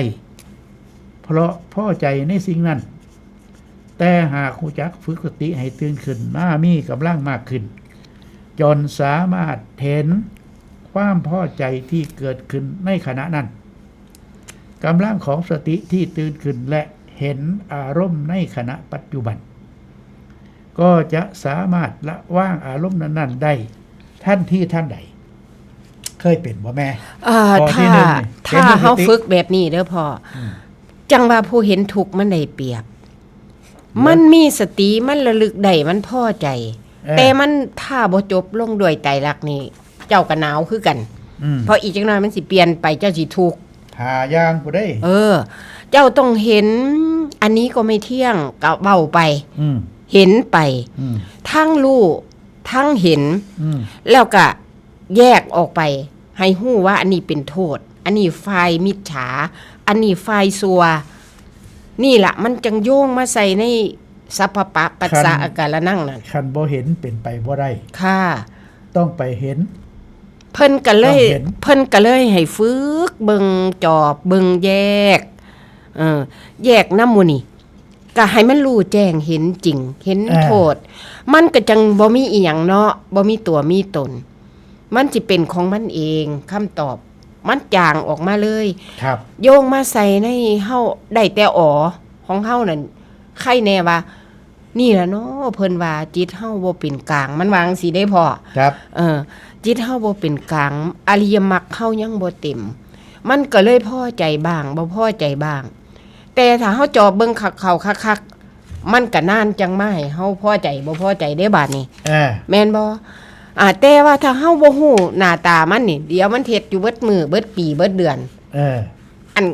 ศูนย์โกรธโลภโกรธหลงพอใจบ่พอใจอันนี้ มันโยงกันอยู่พ่อแต่ว่าเฮาแยกเฮาเบิ่งให้ทำให้แจ้งเห็นจริง อันนี้เป็นสมมุติอันนี้เป็นวิมุตติชัดเจนขึ้นคำตอบที่แท้นั้นเจ้าจังสิละได้ง่ายพร้อม ครับ ก็ได้มาทางนี้ก็ได้ ไปที่ว่าเอามาใส่แล้วยาขนาดใดมันเจ็บท้องก็เอาขนาดนั้นมา ครับ เอาเล่นบักจังสี่ดีกว่า อ่า มันปวดหัวเอายาตกปวดหัวมา ครับ มันหลายเหลือเกินยาก็ได้แต่ก็เลือกเอา มันสิมาถือโลกเฮาบ่เท่านั้นน่ะ เพิ่นบอกว่าลำพังแค่หูว่ากำลังโกรธนั่นยังมีสติบ่มากพอได้ แม่นแค่รู้นี่ซอยเฮาบ่ได้ปานใด เพราะยังเห็นสติที่รู้แล้วไหลไปกับอารมณ์ได้ง่าย แต่หากรู้จักฝึกสติให้ตื่น และเห็นไปพร้อมๆกับการรู้อารมณ์โกรธการเห็นจะทำให้สติมีกำลังที่ละว่างความโกรธได้ทันทีทันใดเลย ค่ะ อัน นี้เจ้าไปจอบเบิ่งก็ได้จอบเบิ่งเจ้าของนำจอบเบิ่งหมู่เฮานำอันนี้ค่อยรู้อยู่เพิ่นรู้อันนี้นะมันเป็นรู้สัญญารู้ที่ยังอินทรีย์ยังบ่แก่มันออกมาบ่ได้รู้อันนี้ซอยเฮาบ่ได้ปานใดอันนี้คำตอบ ครับ ได้เลยแต่ต้องทั้งรู้และก็เห็นจนเบื่อจนคลายออกมา อันนี้โทษ อันนี้บ่แม่นทางอันนี้ทางพุ่นเด้อพ่อมันจังวางได้ ครับ พุ่นเด้ยังแม่นรู้อีหลี เอา ทุกลดลงทุกหน่อย เห็น ลง ด้วย เด้ สติ มันต้องเข้มข้น ค่อยไปหยังว่า ต้องเข้มข้น ทำเนื่องๆไป จนหูจักว่ารู้อารมณ์โกรธอยู่เด้ เอ้า เห็นรู้ ที่แรกก็ต้องรู้อารมณ์โกรธซะก่อน การจะเห็นจะทำให้สติมีกำลังที่จะละว่างความโกรธทันที ค่ะ แต่คันเพิ่นอินซี่เพิ่นแก่แล้วนี่ เอาเฮากระจอบเบิ่งเฮาตีบางเรื่องดับค่าเลย ครับ เรื่องบางเรื่อง3มื้อเรื่องบางเรื่องเป็นเดือนเป็นปีไม่ซี่จอบเบิ่งจังซี่ ครับ วิธีฝึกขาน้อยก็ได้ เออ มันสิเว้าไปไกลเจ้าของบ่ได้ปานใดดอกขาน้อยว่า เออ เอาอันเจ้าของพ่อเคยเฮ็ดเห็นหน้าตามันแบบนี้ก็จังเว้าไปจังซี่ล่ะเพ การ ราะว่าห เห็ ยั น ง ด้วยสติ ค่อย การเห็นด้วยความรู้สึกตัว การเห็นด้วยความปล่อยวาง การเห็นด้วยญาณทัศนะ การเห็นด้วยปัญญาญาณ แน่นอน หาโตนี่บ่แม่นธรรมดา โตปัญญาญาณนี่ล่ะมันรู้อริยสัจแล้วก็มันรู้ไตรลักษณ์อันนี้ มืออื่นมันจะว่ากันต่อนะแม่เนาะ ไล่ไปเลย ไล่ไปเลย เบ้าอยู่นี่ตั้งแต่ต้นจนมาหอดพี่ล่ะ หาอย่าง เฮาสิรัดก็บ่ได้มัน โยงไปโยงมาอยู่ ครับ เพียงแต่ ตอนนี้ ผู้ใดได้จังใดก็เอาไป โอ้ยข่อยปฏิบัติอยู่แล้วมองนี่ ตอนนี้เว ฝึกไป ลาเฮาเหลือนิดหน่อยก็เลย เอาซัมนี่ไว้ซะก่อน ค่ะเอา เนาะสุดแล้วเนาะแม่เนาะ ค่ะ การเห็น ค่ะ การเห็นด้วยจิต ไปจอบเบิ่งต่อไป จอบเบิ่งต่อไป ที่นี่กะเหลือเวลาอีกประมาณ5 นาทีกะขอประชาสัมพันธ์งานอาทิตย์จะเกิดขึ้นเมื่อวันที่23คืองานมุทิตาสักการะพระอาจารย์สังวาลปรักกโมอายุครบ50 ปีพรรษาที่28มีกิจกรรมดังนี้คือถวายกุฏิในวันที่23มีนาคม2569 ณ วัดป่าทรัพย์สมบูรณ์ตำบลม่วงไข่อำเภอพังโคนจังหวัดสกลนครกะจังหันเศร้าล่ะครับบ่มีอีหยังมากการแสดงมุทิตาสักการะพระอาจารย์ของเฮากะอายุครบ50 ปีโอ้คือยังหนุ่มอยู่เนาะมีถวายกุฏิใหม่และกะถวายปัจจัยทายทานต่างๆนะครับในตอนเช้าเฮาก็มีจังหันไผมีอาหารหวานข้าวกะนำลงมาก็คือสิมีโรงทานพร้อมอยู่ดอกครับเพราะฉะนั้นก็แจ้งให้ญาติธรรมทุกท่านที่ฟังรายการอยู่หรือบ่ได้ฟังก็บอกต่อไปแน่บอกกันต่อไปด้วยนะครับเพราะว่าคู่มือนี่คนเบิ่งโทรศัพท์มือถือหลายได้แม่เพราะฉะนั้นก็ทางเฟซเฮาก็ลงอยู่ดอกลงอยู่ค่ะเพราะฉะนั้นบ้านเมืองก็มาลำบากเนาะช่วงนี้เนาะพอเนาะกะเชิญชวนญาติธรรมของเฮานะคะผู้ใดมาได้กะมาแสดงออกรวมกันเพราะว่ามีครูบาอาจารย์สาขาทั้ง3ทั้ง4ก็สิไปร่วมหลวงพ่อเฮาเพิ่นก็สิไปเทศครับตอนเช้าวันที่23แม่นบ่พ่อแม่นครับค่ะนั่นล่ะเฮาก็พบพ่อกันตามอัธยาศัยไปฟังเทศฟังธรรมไปได้ประโยชน์หลายอย่างเนาะพ่อเนาะมันก็เฮ็ดได้ซ้ำนี่แหละครูบาอาจารย์ที่เทศนาธรรมสู่เฮาฟังมาหลายปีดีรักมาแล้วนะครับก็ควรสิแสดงมุทิตาสักการะเป็นสิ่งที่จะตอบแทนท่านค่ะเพราะฉะนั้นก็เอาทุกท่านทุกคนนะครับเตรียมตัวทำงานนักขึ้นอาจารย์แม่ก็มาได้แล้วเพิ่นมื้อนี้มีที่มานำรถพระอาจารย์เก่งลูกไอทิตี้โดไปรับเอาเมซี่มาได้พอบัดสิเมื่อเพิ่นกะจักสิเมื่อจังใดแม่นเพิ่นสิเมื่อส่งอยู่บ่หรือสิอนุสรณ์มารับเอาสละเนาะเชิญชวนนะคะค่ะวันเสาร์วันที่23มาจังหันรวมกันฟังเทศน์ฟังธรรมเนาะแสดงมุทิตากับครูบาอาจารย์ปีละเทื่อเท่านั้นแล้วนะครับหลวงพ่อก็เดือนกรกฎาคมแม่นบ่ค่ะถึงเฮาปฏิบัติกันมาเป็นประจำงานมุทิตาสักการะเป็นงานแสดงออกเฮาต้องแสดงออกโดยลูกศิษย์ลูกหาครูบาอาจารย์เพิ่นก็บ่ได้ว่าดอกเฮ็ดหรือบ่เฮ็ดเพิ่นก็บ่ได้ว่าดอกแต่ว่าเฮาก็อยากแสดงออกนี่ล่ะฝ่ายโยมเฮาเนาะพ่อเนาะเอาจังซั่นล่ะพบพอกันเวลาเบิดยังพอเอามื้ออื่นสิมีต่อบ่นี่เอาแล้วแต่หัวหน้าเด้บ่หัวหน้าสั่งเป็นเด้สั่งตายเด้อันเมซี่นี่เนาะจังสิมาต่อเรื่องนี่ล่ะมันยังเว้าได้แต่ปากคนเด้ครับผมปากดีสีเท่านั้นเด้ปากดีสีแนวอื่นห่างเบิดแล้วอยู่สั่งมั่งบ่มีสีต่อไปแล้วบ่เอาล่ะครับมื้อนี้สมควรแก่เวลาต้องจากลาเพียงเท่านี้ขอให้ผู้ปฏิบัติธรรมทุกท่านก้าวหน้าในการปฏิบัติธรรมและสิ่งต่างๆหน้าที่การงานของไผของมันให้ดีที่สุดเท่าที่จะทำได้มื้อนี้ขอกล่าวคำว่าธรรมสวัสดีค่ะ